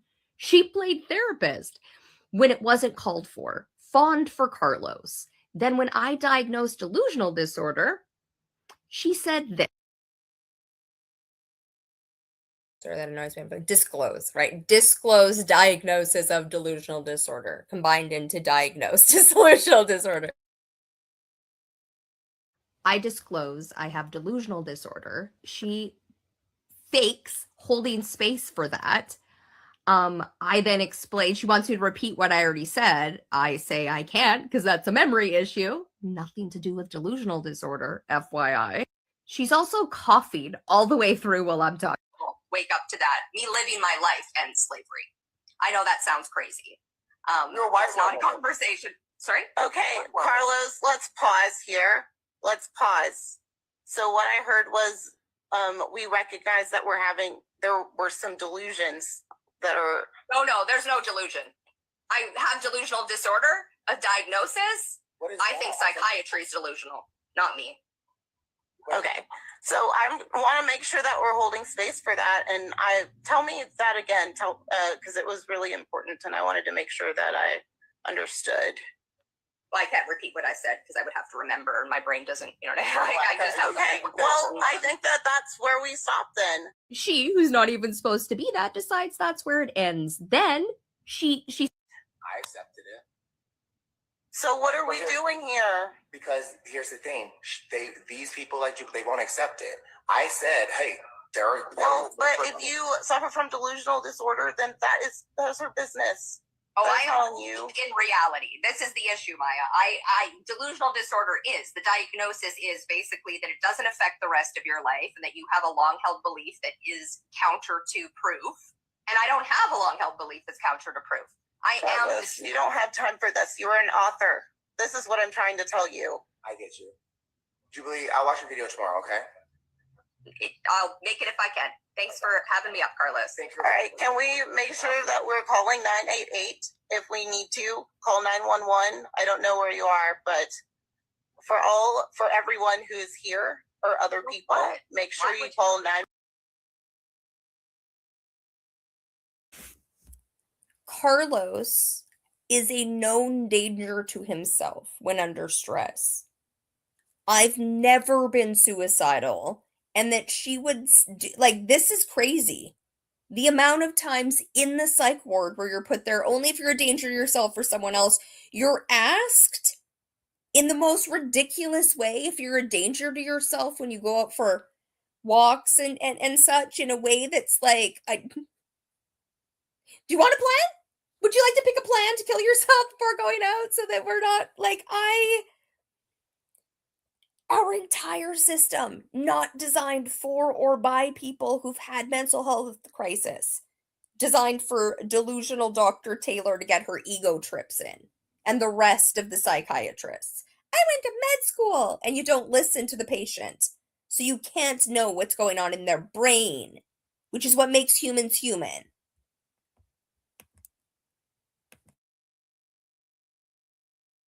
911 or 988 if you have any issues, because you said that you might not make it, and so that's a risk. And so I actually never said that in this conversation. We just need to make sure. Who said I'm not going to make it? I have brain tumors and I'm dying. It's like a long process. It's not unaliving. Yes. Okay, well, I have to make sure. That is my job. So at the end of the day, I have to make sure. Speaking of which, we're gonna click on her after. We're probably done after this. She no longer Maya the therapist. What is it? Consult Beauty, and it's on private. Meanwhile, there's a therapist, Maya, who is white, appears to be a sex worker, like a massage therapist, which is not a sex worker. But this account looks very sex worker adjacent, with a phone number to book, WhatsApp, Signal, with different phone numbers for those. It's mostly her boobs, and her is a bunny, so yeah, I'm just going with. Anyway, 11:44, and hers. What is my point? Where is hers? Hers is named, is private and called Constructed Beauty now, instead of Maya the therapist, and is on private.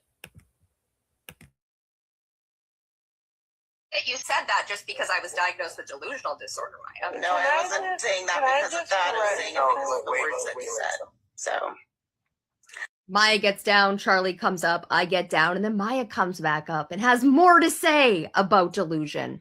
Basically, that we should let anyone with a mental illness diagnosis speak. And she's a therapist. I'm a published author. I just wanted to, I still think that everyone's voice is important. And I do believe, even as a public figure, if people have disagreements about you, which are legitimate, which aren't false allegations, then you should hear them. So I was just trying to hear them. yes, but no, what I'm saying is I think that if we make that known, it would be a really great way for us to do that on a stage where there's more, like we have a different voice that doesn't have delusional disorder. You know, obviously anything like that's not something that we want more people to adopt, you know? Here's the thing. Most people in that community do have some disorders, even including myself. So we need to not platform them at all. Then I shouldn't have a platform then. This therapist thinks people with delusional disorder need to not have a voice, not have a platform, while she's therapizing me after I've been invited up for a one-on-one chat with Carlos, or what I understood was a one-on-one chat, to talk about, you know, ending slavery, creating world peace, while we have conflict because he's been horrible to his former friend Outspoken that he keeps bringing it back to. I stand by everything I say. I don't think this therapist should sit with how horrible she was towards people with mental illness. And please do better. In 2024, after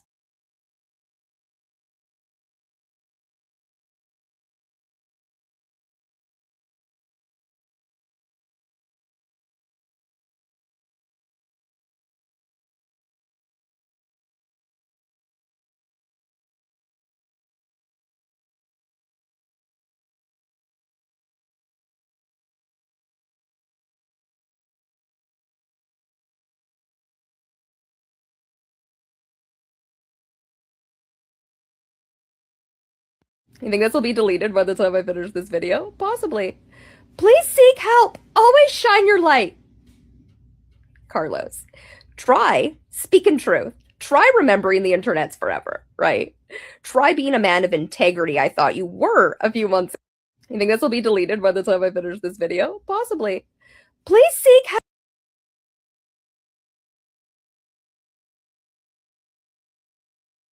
In 2024, after an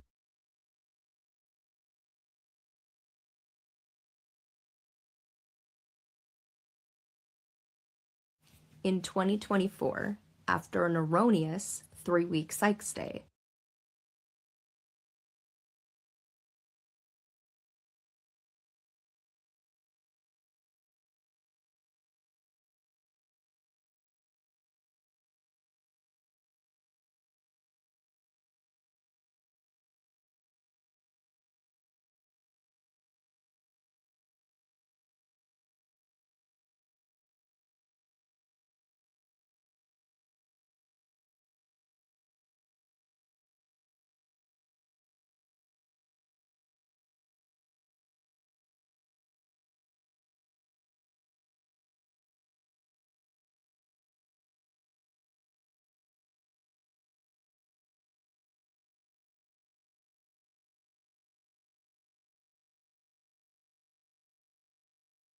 Carlos threatens to sue.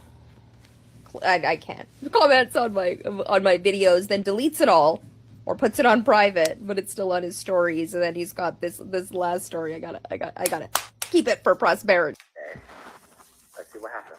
Carlos, how did the case go? His pretend court reporter lying about what the judge said, like meaning right that like we're supposed to trust him on what the judge said.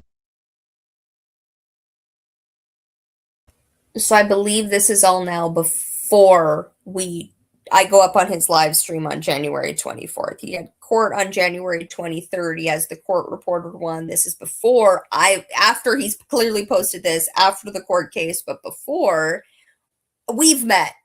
And now he pretends not to know me. I'm Jujubee from Canada. There's strict, right, cyberbullying rules.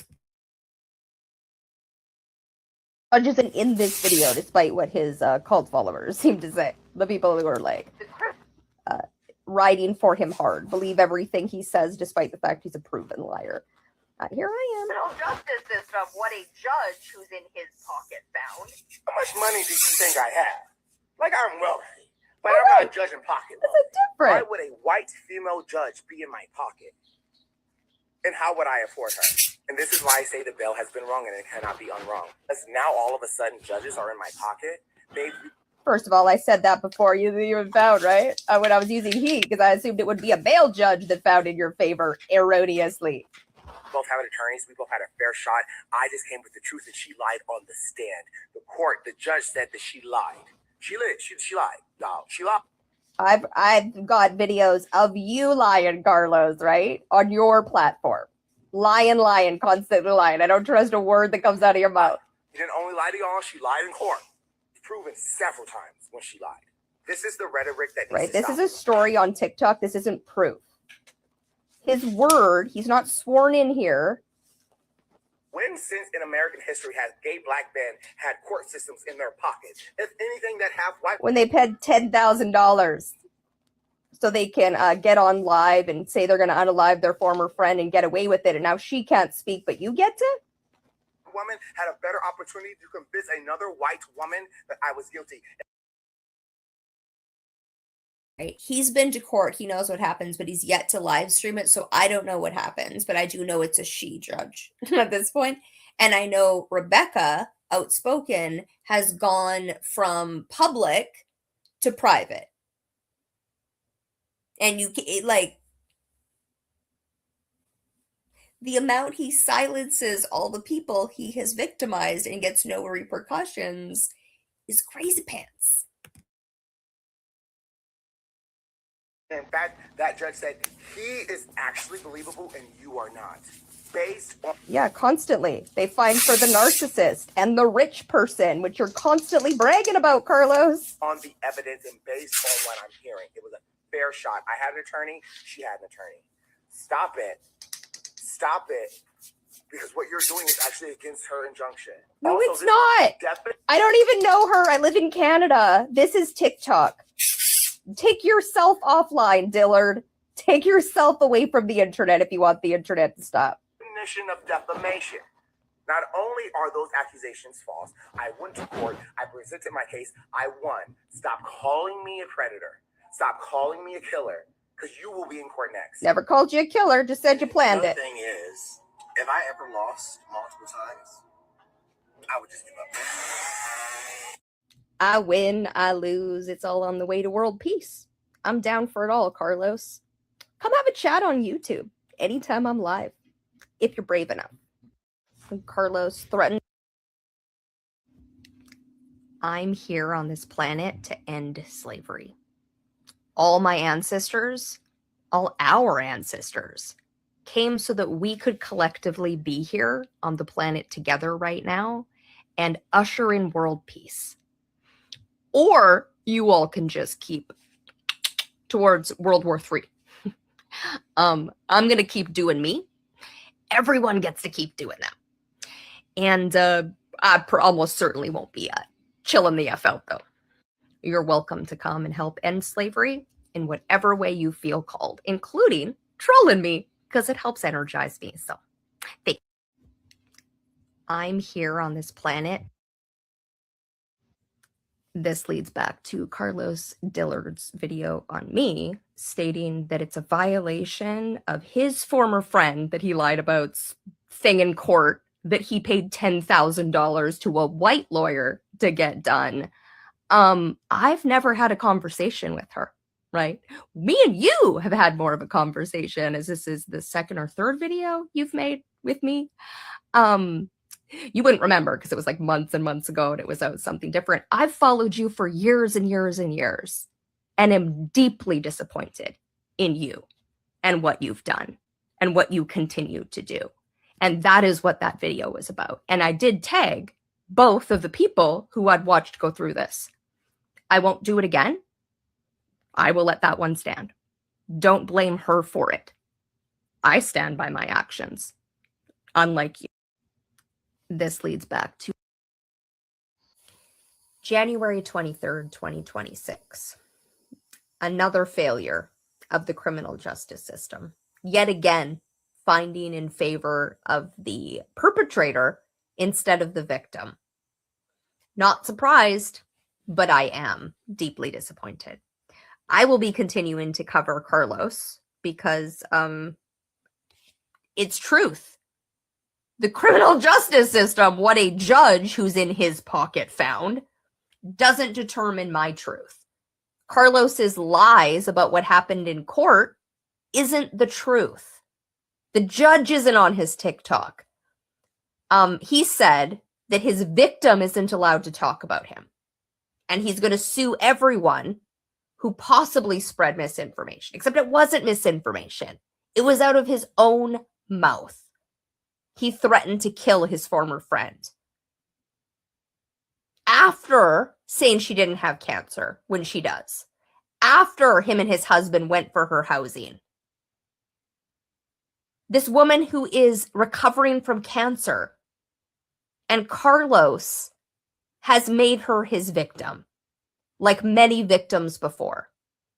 I'm Jubilee. I have brain tumors. I know how to save the entire world with a technological user cooperative.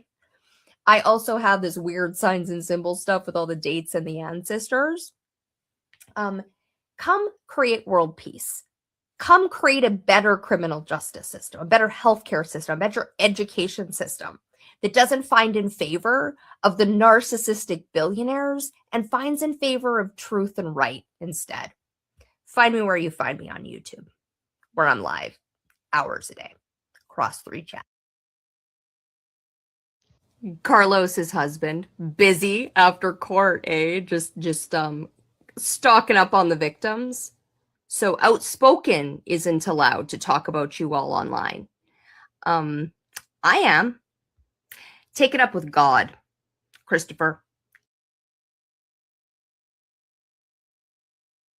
Oh, I'm gonna go through it. This is fun. I'm gonna play Carlos's at the end where he's like, "Who are you? The firefighter? The this? The that?" Because, like, yeah, this is my content before the court case, right? Everyone was silent except you and your cult, and you attacked Thomas, and you live streamed the court case. The court cases. Take it up with God. Carlos's husband.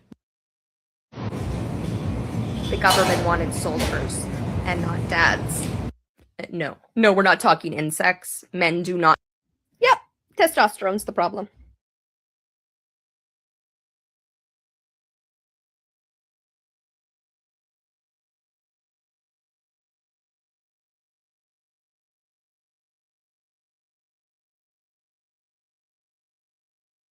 Shut up. She needs to get a real job and not.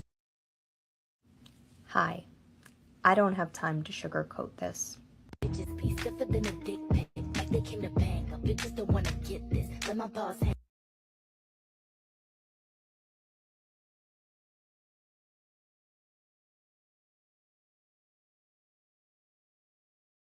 January 23rd. Oh, sorry, 22nd. So the day before his court date. I don't trust the system of influencers. Sue for what, Carlos? Why not just stop lying and saying illegal things in lives in your self-created echo chamber? Carlos Dillard sues as his only weapon. This is now outspoken adoptee who is private. The thing about me is I'm gonna take you to court and sue, leaving my attorney's office. Like what? Like you enjoy suing people and calling the cops.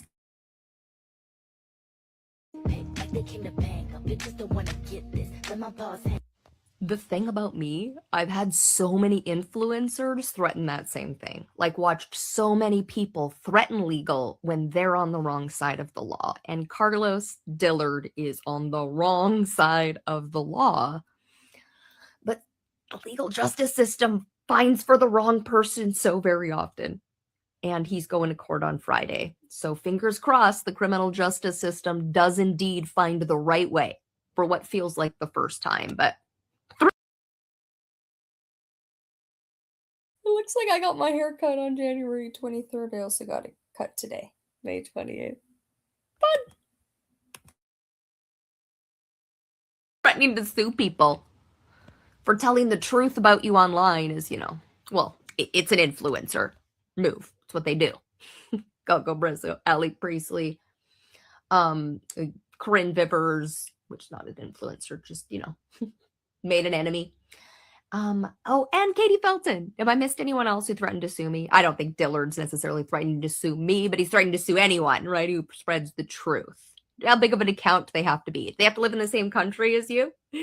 You have that 6,500 retainer fee you're going to go through so fast instead of, standing in the consequence of your actions. Stop plotting crimes like murder on lives, Carlos, right? Just don't do that and then do the influencer thing all over it. That's my ongoing suggestion to everyone. And, if you want to talk to my attorney, it's God.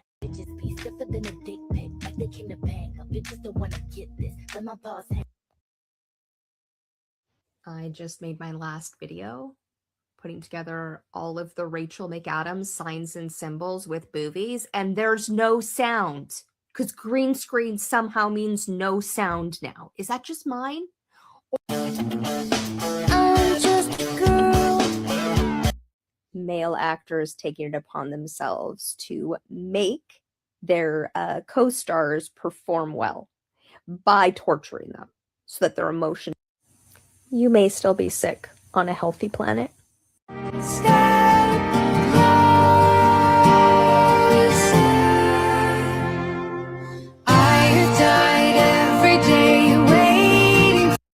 Watching The Rookie, and there is a familiar David Krumholtz, who plays Joseph Gordon-Levitt's.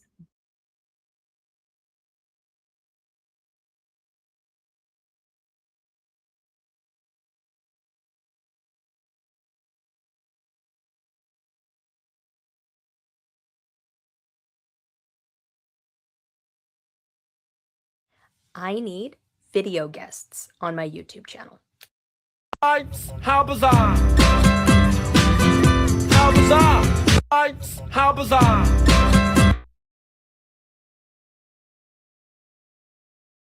Right? It's his job to make you feel lost. It's not that complicated. On December 12th, he went on a live, pretended he was super scared of his former friend, and because of that feeling, if he ran into her in public, she would be unalived. He would call the cops and she would be unalived. Two separates. So the cops are going to kill her for him, or he's going to kill her if he runs into her in public. And then he made that mean, oh no, only if self-defense, only if she pulled up with, a million people. That's not what he had said, right? Not what he had said at all. In fact, he had a question on his stories. I'm gonna answer. For y'all. On Friday, when we go to court and my stalker is held accountable and charged with stalking and harassment and also served a lawsuit, what are y'all gonna do when it's proven that I was telling the truth? I'm really curious. If the judge happens to find in your favor, I'm going to assume it's because you knew him beforehand, because the evidence is overwhelming about whom has harmed whom and who lies constantly with conviction and confidence. And it's Carlos. And just so we're clear, he's monetizing his murder plot. Here's his last piece. His roommate claiming she's a real Black woman who's at threat. Here he is with his let's talk about him online. Me having 3 monetized platforms. There's the comment. Did that clear it up? You still lost? You want to be lost, right? It's his job to make you feel lost.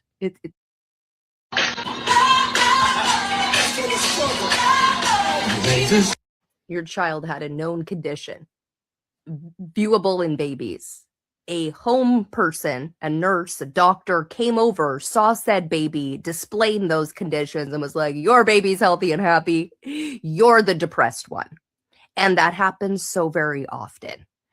We need a whole new healthcare system Those in charge of our children are some of the worst, thinking they're the best. But I got into it for the kids.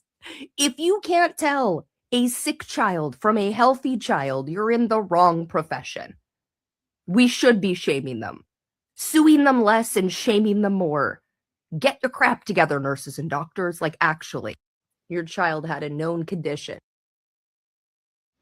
This commenter watched that video, and there was a whole bunch of accusations, but no receipts in a singular, solitary, didn't know it was going to go viral TikTok video. But there's plenty of receipts of Carlos being the worst human being on the planet to his former friend.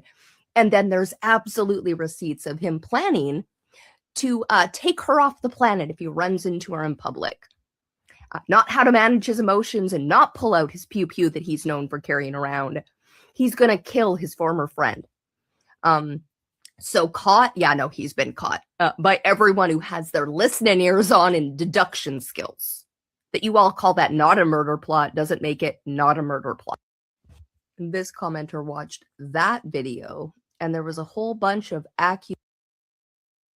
You have to understand that not everyone is going to be truthful with who they are on the internet. And I am talking about Rebecca Mons, aka the outspoken adoptee. Right, this before the court case, right? This woman has a vendetta. This teacher who keeps claiming teacher, claims she knows all the things. The Carpuzzi.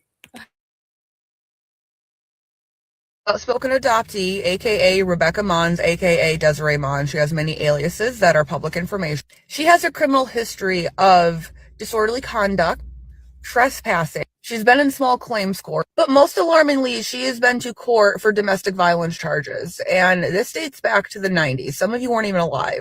So I know that people can change, but this woman has a history dating back 30 years. And if I had known any of this about this person, I never would have engaged with them online to begin with. But I have, and they've made videos about me. And I saw someone say that we need to protect women. As someone who had a female abuser, I agree. So this is why I'm sharing this, because people have a right to know who they're interacting with. You have to explain on his live. Also Carpuzzi, built from grace, built from any kind of pedestal. I used to look up to both these people. Carlos and Carpuzzi. Never in all my years of TikTok.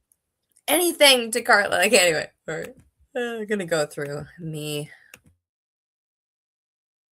Drama. Have I ever seen Black women be so boldly wrong? I know this is not a Black woman, but the amount of Black women standing up for Carlos, who has threatened to unalive one of his former friends. I've never seen you collectively get it wrong before. And, I don't know. No. Someone's going to need to explain how anyone thinks it's okay that Carlos went after someone's housing, which this somehow says he didn't, when in his own, every time in his own voice. His lies, that he didn't vote for Trump, etc., that he didn't say he unalived someone. He was just self-defensing. You know what I mean? I know they're his friends who were standing up for him, but I've never seen Black women get it so collectively wrong. Never. In all my years of TikTok drama. How many of you have ever felt?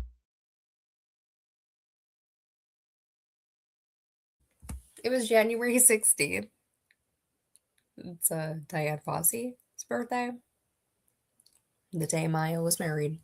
No, that's April 3rd. Married to a man whose birthday is January 16th. Here's Tina Fey. Starting it off the sound. Rest is Carlos in his own voice, right? Yes, stitched together over time.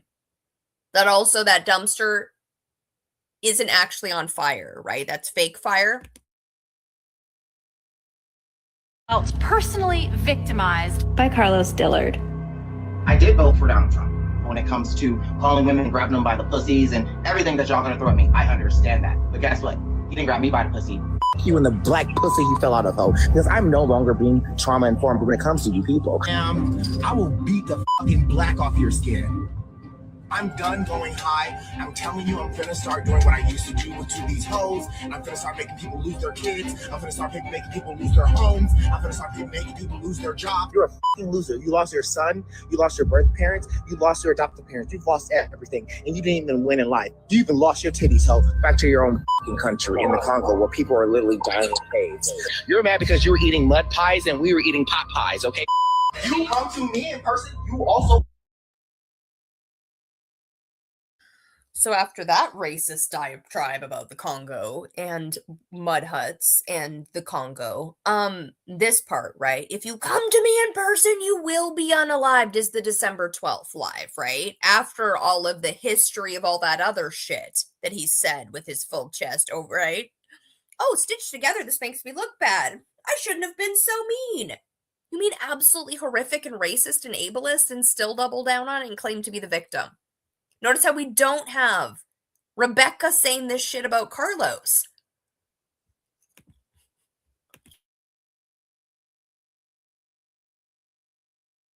Pies and we were eating pot pies, okay? If you come to me in person, you also will be unalived. If you come to me in person outspoken, even if I see you out, I'm gonna take that as a threat. Nasty and me don't equate. I might not be nice. I might be a little bit mean, but nasty ain't nothing nasty about me. I tried to be the advocate that's gonna be nice and kumbaya. Fuck that shit and fuck them kids and fuck you too. How many of you have ever felt personally victimized? Just made a video and it wouldn't let me post it because you turned off stitches. That's what you did? Claimed Carlos isn't dangerous despite everyone now stitching you and telling you how wrong you are, right? You missed the big piece of key evidence out of his own mouth saying he would unalive her in public, and you forgot that piece after covering him lying about her about cancer and vouchers and his husband going after her housing and doubling down and saying he'll never be done for it and attacking her. And you took both sides' argument. You took up both sides. They're both in the wrong. Drama. Wow. This is had Haley, who on my birthday put out one that both sides. I think we're gonna watch that one. Oh. I mean, I just woke up from a nap, right? I got energy. Responsible thing would be to delete this video, right? Not turn off stitches, but you do you amongst your cooking videos. It'll be used in a court of law, though, right? Later on, when he unalives her, and how ridiculous this take was. Yeah, ridiculous take. Maybe take it down. You're ridiculous. Just made a video, and it wouldn't let me post it because you turned off stitches. That's what you did? Where are they getting these claims? It's coming from a podcast I did back in 2014, 2015. That's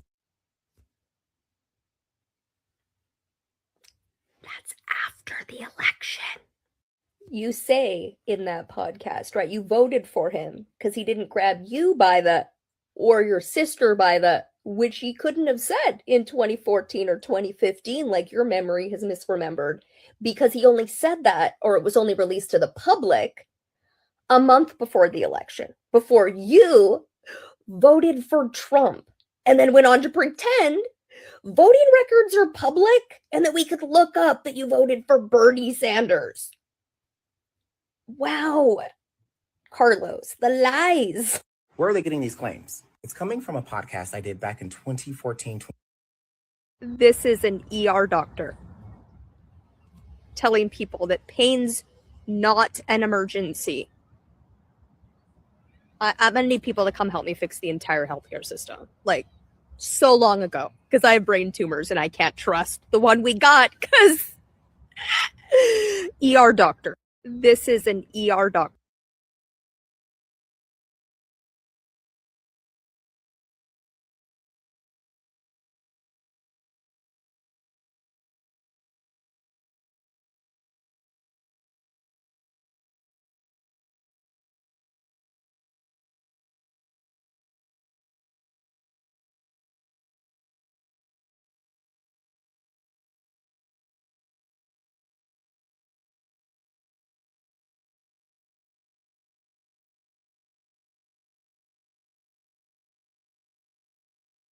Right now, there's a man on TikTok documenting his execution of right? So Haley here, trying to be Cliff Notes girl, both siding January 14th, my birthday. The video Tracy made on January 11th. And then as we're going to see, are we? I don't think we can actually see from here. Anyway, well, I'll open the comments, but or doubled out of like, oh my God, and Carlos was nice to me? Yeah, because you took a both sides to him being horrific. Of course he was. And the other side wasn't, pointed out things I got wrong. Plan to kill my friend. He's going to kill her. He's already in like the middle of executing that plan to do it. By now, we've all seen that video and we're all wondering what the hell is going on. I dove deep for this one, y'all, and I took notes because there's so much to it. Before I go into the breakdown of what's going on, I want to make a couple things abundantly clear. I do not know of either party in this scenario. I'm not familiar with their content, their lore, none of that. So I am coming from an absolutely unbiased position. I have no reason to have favor for either one. Also, I'm seeing a lot of videos and comments from a handful of women who feel like they may have been victimized by Carlos in the past.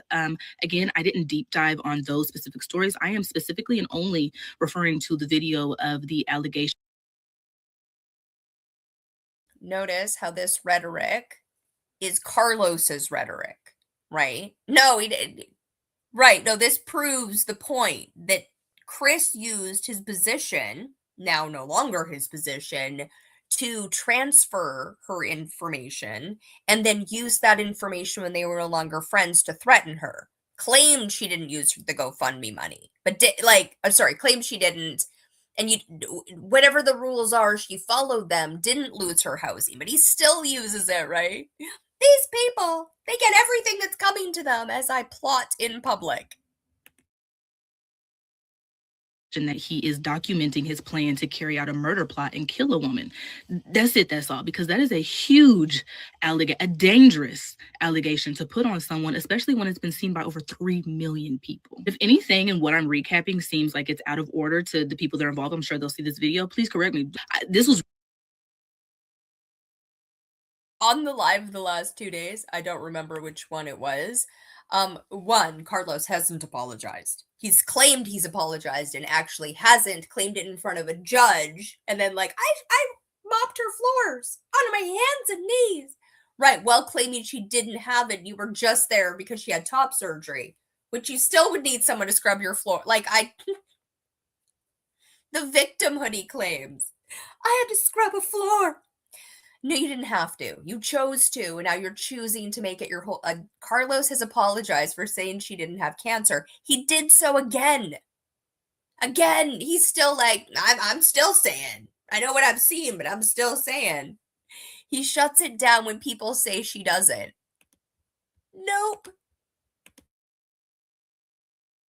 really hard to piece together. Okay, this is about Carlos and the outspoken adoptee. Now, I do know her name. She doesn't lead with her name on her social media, so I'm not going to say her name because I don't know if she really goes by that on the platform. So I'm going to refer to her as outspoken. Important part to the story: outspoken adoptee. She has breast cancer. She had a double mastectomy, and there was a lot of back and forth on whether or not she actually had breast cancer. Which, let me just say, that was disgusting. It was really disgusting for me to see live panels of people questioning whether or not a woman actually had breast cancer, especially after she's had a double mastectomy. Whether or not it was preventative, cancer is cancer, okay? It's not nothing to play about. It's not nothing to joke about. And that part, that was disgusting. And just to put into context of how close these two actually were, when Outspoken had her surgery, her double mastectomy, she had reached out to Carlos and said, hey, I need some help around the house. Can you please help me? Carlos said, absolutely, I'll be there. He brought his niece. They helped clean up, got her together. They went out to dinner, all of that. Like these two were actually really cool. Now, there was also a GoFundMe that raised over $7,000. I don't know if this was facilitated by Carlos.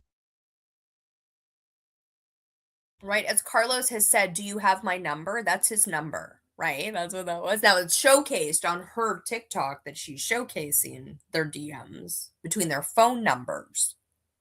We're friends. Same city. He's a fucking nightmare who threatened to unalive her in the city she lives in, right? or by someone else on the adoptee talk part, but he did have a big hand and a lot to do with it. Carlos claims that he even donated to her a month of his salary, and that he orchestrated, you know, some donations for her as well while she goes through her surgery. Now, this is where it gets tricky. There was an accusation on Outspoken that she said something in regards to Carlos's 13-year-old niece. This part was really hard for me to piece together and figure out, because there's really no Was literally just word of the state. Again, him claiming she claimed he said he raped his niece. No, that your mouth. That never came out of her mouth. That was out of your mouth. And yeah, that's gross to claim. Carlos? like proof that of what she said, but she did admit that she said something about the niece. She said it was wrong. She shouldn't have said it, and she accountability. She took accountability for that. He said that she accused him of raping his niece. She said she never said that. What I have come down to is, and he's never taken accountability for like a single fucking thing in his life, including the cancer that he pretends to, right? Still doubling down. Samesies with that. She was like, right, no, I showed somebody in a bathing suit, said he shouldn't have. That's the worst thing she's done in all this, and took accountability, and he and you use that against her.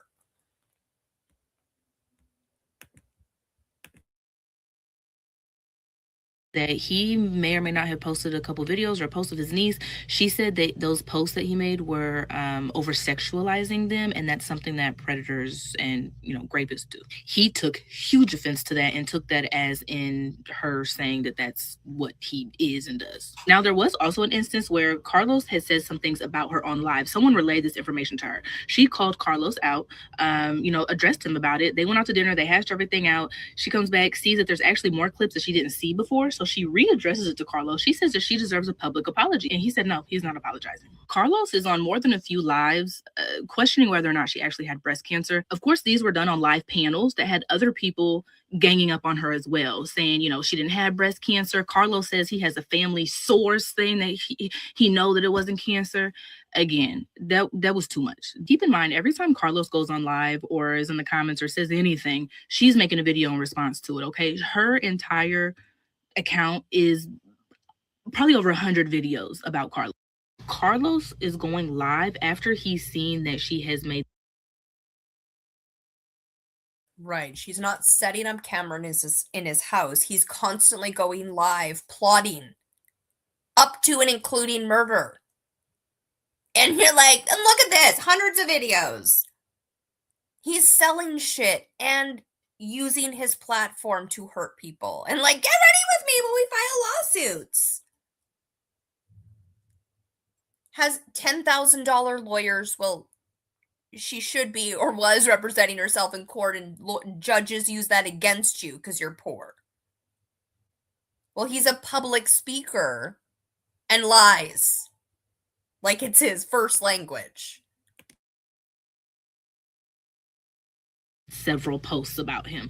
So it's not like he's just randomly waking up one day, going live and talking about the girl every day. He's only going live because he's seeing all of the posts that she's making back to back on her page. That's why Carlos feels like she's stalking him. Now, when you first start to deep dive in the story, it looks as if Carlos is on live every single day talking about Outspoken, and that's just not the case. He, from August to December, I believe, he was on live for a total of 12 different times, about 2 to 3 times a month. So about, and has been consistently since January 23rd. Up and including their other court date on April 8th, which he just live streamed the day before yesterday. Where she keeps being silenced and given ramifications, and he just gets free run amok on the internet. Isn't it fun? once a week. Important fact, Outspoken is a Section 8 voucher recipient. There is absolutely nothing wrong with that. I used to be a Section 8 case manager for 5 to 6 years myself, so let me make that very clear. I'm not judging that at all. Carlos took it upon himself to email her caseworker proof of the GoFundMe and the Cash App donations that she was getting, claiming that she was defrauding the government. She was lying about her income. She should have been paying more rent than what she was. There was a lot of back and forth. Carlos was saying she paid $75 in rent. Outspoken uploaded her rent payment. Carlos pulled this information from his husband's email. Now I can't confirm if Carlos's husband, I believe his name is Chris. I don't know if he actually is a Section 8 case worker or like works for public housing in Arizona in some capacity, or if he was pretending to work for public housing in order to, get this information from her while she was transferring her voucher from Utah to Arizona. Either way, that's weird. If he was or is an employee of housing and he is exposing clients personally, but that's a lawsuit. That's a lawsuit. That's wrong.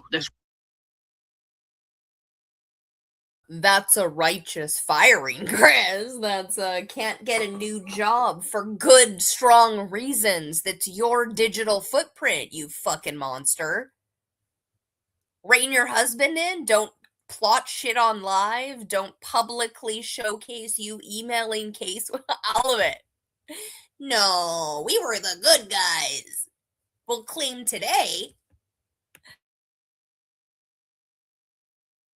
Wrong. Now, Carlos did take it upon himself to reach out to her 30-year-old son, claims that her son doesn't talk to her, that he cut her off for good reason. She rebutted that and proved that she talks to her son for like over an hour every other day. They text regularly. This even got so petty of Carlos bringing up that like she's got credit card debt. He's seen the statements. He posted his bills and how much he's got on his American. So continually, under judges, under what we have on Rebecca, is she posted too much content on Carlos covering her, going live about her, lying about her, going after her housing, doing all right? Sound clips of him saying horrific shit. We don't have that on her. Right? Oh my God, she took accountability for posting his niece. And he's like, she called me a predator and a rapist. Is my new personality. Can express like a lot of messiness, a lot of drama, a lot of just tit for tat back and forth. Now, Outspoken, she's made her fair share of jabs at Carlos as well. There's a couple comment sections where people are, calling him a PDF file. She's entertaining those comments. There was one post he made singing the Little Mermaid song, and he changed the words to be basically saying like, leave me alone. She reposted that video and then made another follow-up video about it. He made a video about awareness for adoption trauma. She posted that video and added clips to the end of it about him, yelling at people. Anytime he posts something, she's also posting something about him. Not necessarily as egregious as the things that he has said, especially like with the whole breast cancer thing, but it is tit for tat at this point. Now, here is where we get into the murder plot allegations. This is what y'all been waiting for. Now, keep in mind, there's like a 2 to 3 year lore between these two, okay? They've got a history. Now, the fallout, from what I see, really kind of started happening around August of last year, 2025. Now, at some point, there was a comment made by Outspoken on that post of a t-shirt that said, "Save Chris." Chris is Carlos's husband. Obviously, she was trying to be funny. Someone responded to that. I believe it was Chris that said, you're going to be the one on the t-shirt. You take that for how you want to. I think y'all know what that means. There was also a point where one of Carlos's, I don't know if it's his best friend, but she is pinned at the top of his page, where she had made a comment in a live that says she'll beat her ass if she needs to because it's only a misdemeanor. Now, there was a live panel where Carlos and Outspoken were on it together. Carlos said, "Hey, if you stop, I'll stop. Don't mention me. Don't tag me. Don't say nothing about me. I won't mention, tag, or say nothing about you. Let's be done. Let's go our separate ways." Outspoken on that live, out her mouth, she said, "No, I'm not stopping." Outspoken did take Carlos to court, but she lost. She took him to court for, online harassment pretty much. Now, Carlos is now taking Outspoken to court. They have court, I believe, like on the 23rd. Now, Outspoken actually emailed the courts, flat out said, "I'm not coming." That's where I say that she's wrong. Because you gotta go to court unless it's gonna create this huge, just more problems for you in the end, to be honest. The murder plot. Go to court where she has a lawyer who doesn't know what the fuck he's doing that day, what court he's trying, who he's in front of, or anything. Carlos has a $10,000 lawyer. Leonora Driggs is like, we have half an hour, is there for 2.5 hours only letting Carlos speak. Well, Chris and Xena are behind him. And then Xena court reports, and you know what I mean? Oh my God, I was so hard done by. Thank God, finally justice. Leonora Driggs has joined the cult. allegations. There's no murder plot. That is such an egregious allegation to this. Has Carlos done some pretty fucked up things? Absolutely. I am not negating that. I am not denying it. I'm not here to argue that fact. He's wrong for several reasons.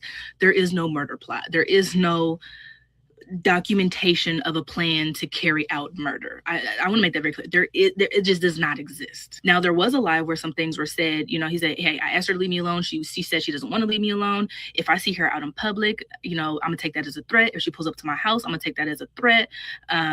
He basically said, "Hey, if you step to me, I'm gonna step back to you." He's going to defend himself if he has to. If it comes down to it, he will defend himself. There was actually a lie where someone said something a little out of pocket, like, "I know where she lives. We'll do a peaceful protest at her place."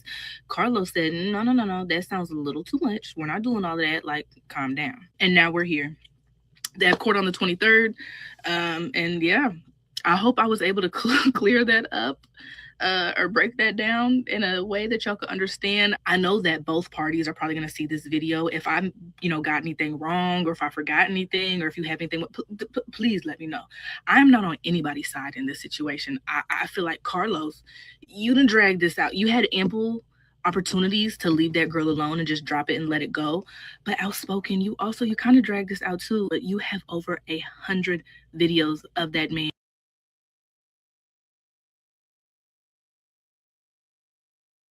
Right, and then she went private, and like I documented in real time, and now we got Sue them. litigious, right? Sue them, sue them, sue them, sue them. Sue them for every fucking dime that they have. You're not Serena Williams, so do not go back and forth like you're playing a tennis match.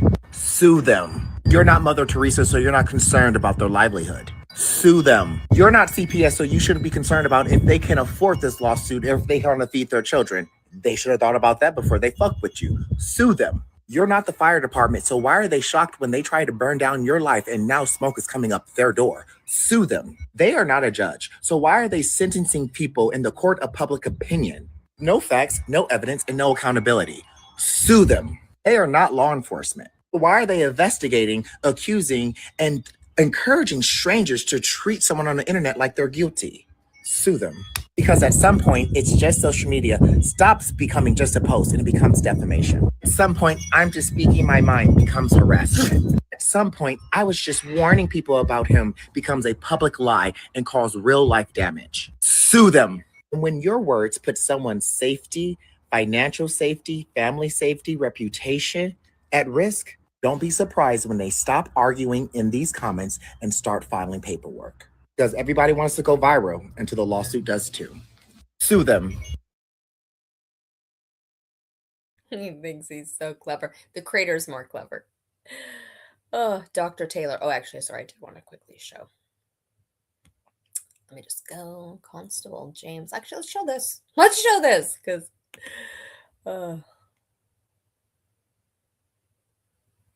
whatever. I don't care. I was like, we might end up showing something else we don't want to share. But I don't think so. Hopefully not. Don't remember. I feel like his birthday was relevant. Should we look it up what it was? But on May 28th, 1913, Vancouver Police Department Constable James Archibald failed to return to the police station after walking the beat on Powell Street. His fellow officers found his body in a vacant lot. He has been shot 3 times. The investigation revealed he had interrupted a break-in. 4 men were later convicted. Click on the link in her bio to read the full story. So Vancouver Police Department, James Archibald, Constable James Archibald.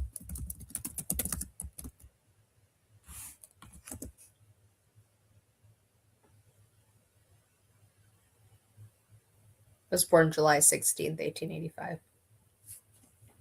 I feel like we might have just looked that up. Let me go look what that was. I think we've looked it up several times, but it's not a big one. I thought it was one of the... yeah, okay. JFK Jr. dies with wife and his sister. Israel kills 4 boys in 2014. Ashley Ellerin's birthday. Catcher in the Rye. My release date. Inception release date. Corey Feldman's birthday.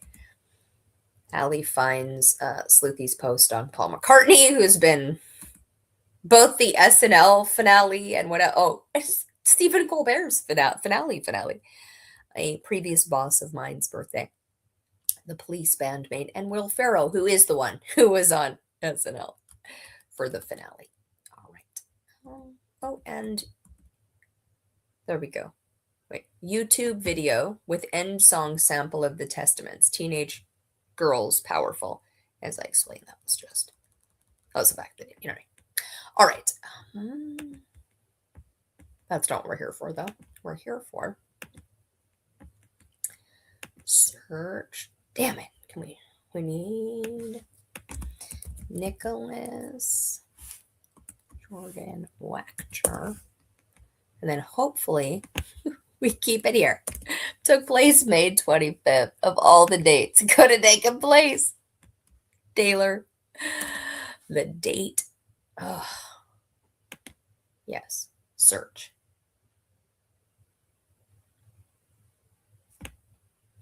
Why isn't he? This is crazy pants. I'm even following him now.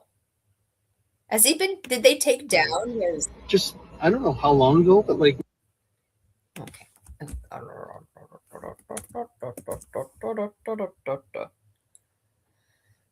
3 days ago. I swear to God, if they took down his Instagram.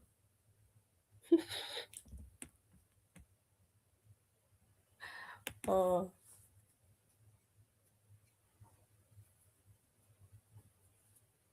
Yeah, Man Forest. I mean, I'm assuming they took it down, right?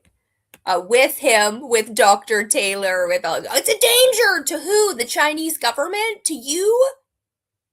This does not help your case amongst the conspiracy theorists online. Along this having gone internationally newsed. Senior resident, he's on a rotation with the Car 87. We're part of a program that includes Vancouver Coastal Health and the Vancouver Police. Okay? And what we do is we go to people when there's different reasons that come up. Every case is a little different, and we go to people to see them where they are, especially if there's been issues with trying to find them and talk to them. So in your case, He has a video of him, like, okay, we got to go to the Snopes article now because it should have, let's go, because we started this with the Snopes article, we'll end it with the Snopes article.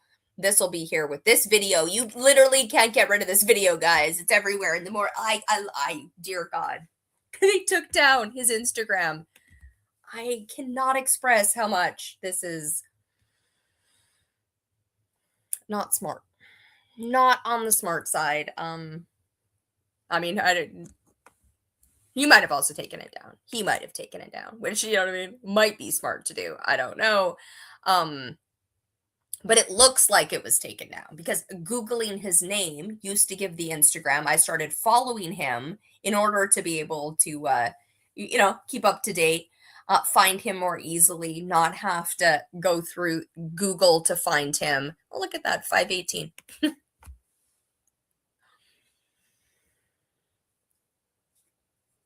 Okay, anyway, sorry, Snopes. We're going to share Snopes, and then I'm going to stop the recording. 4:03, Jane Goodall's birthday. Snopes, let's see if there's any of these that are, I believe they're, I don't know what it's going to look like. It would probably still show them, because it would be weird if it showed, you know what I mean? Video, which we clicked on this and it brought to Twitter. But I believe there was possibly more videos before in here that were more the actual one, and now they're not. Wagner's social media makes clear he has frequent public places and sharing his conspiracy theories there. And so you probably shouldn't have taken that down then. Let's see. Maybe we're wrong. Okay, we're maybe wrong. Let's see. It's maybe just invisible. Reels. Okay. Things have been moved over. It's just invisible.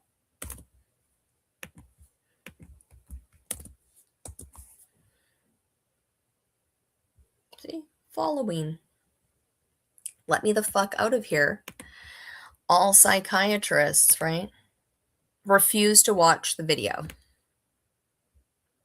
This video, whoop, the 4.4 million views, currently getting tanked. 1 million. No wonder they're silencing it. This doesn't make them look very good, does it? Does it? For breakfast this morning. Yeah. I didn't put drapes, so I had to tape this up because my window didn't have drapes. And so all night there's just light beaming into my room. So I couldn't sleep last night, so I demanded that they give me tape and stuff to put on my windows so that I could sleep tonight. I'm like one of the only rooms that has no drapes.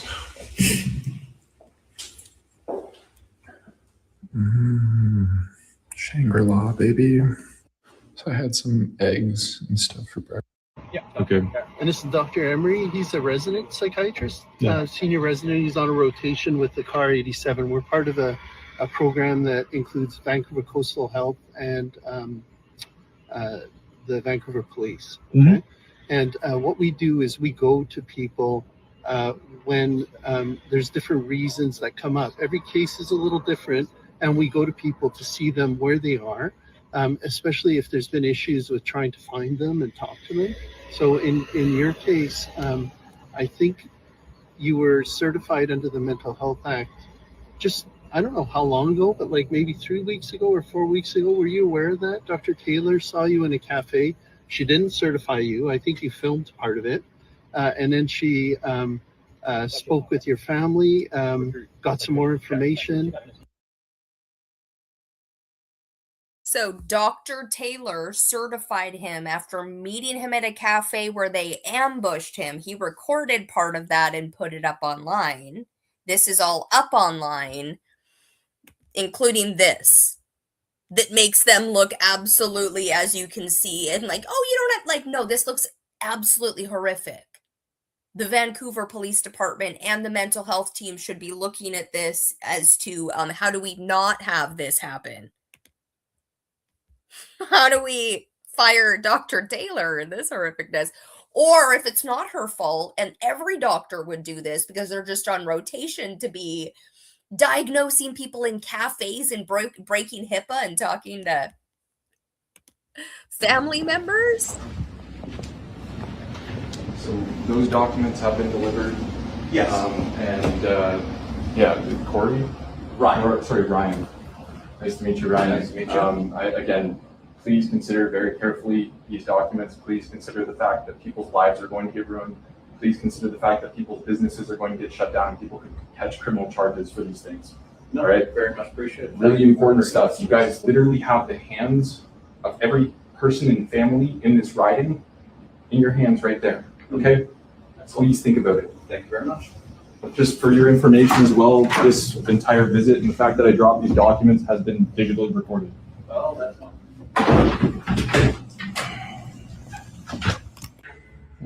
I'm dropping off these documents. Oh, look at that. 111 Hamilton.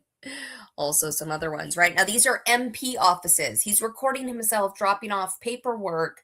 Very mentally well thing to do. Unlike Carlos's get ready with me video, put together really well.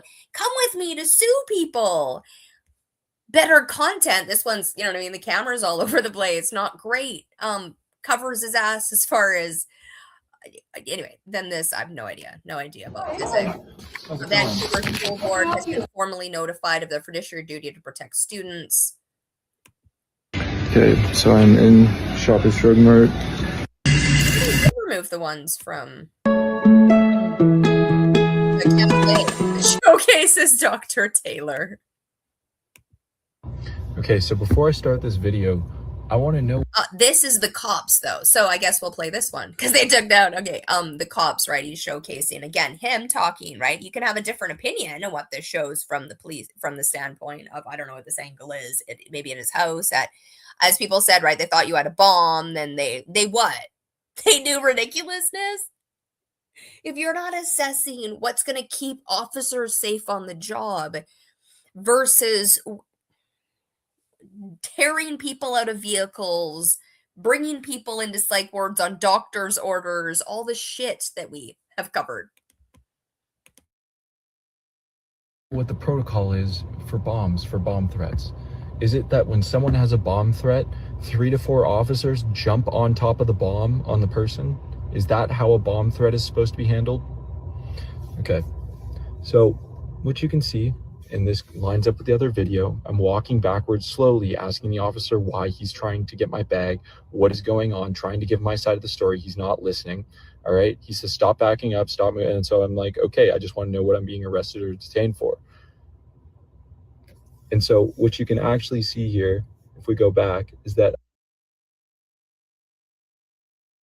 like, well, backing up is resisting arrest.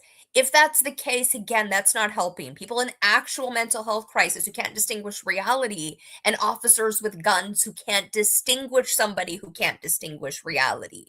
And what should be done with that person, which is not, you know what I mean, like taking them out in the middle of nowhere with no shoes and letting them walk home bare. You know what I mean? Like, none of the things cops have been known to do in Canada, Starlight Tours, etc. Repairing the relationship between cops and the people they pretend they serve, between patients and doctors. All right, I'm ending this here. See you next time. There's 3 things, and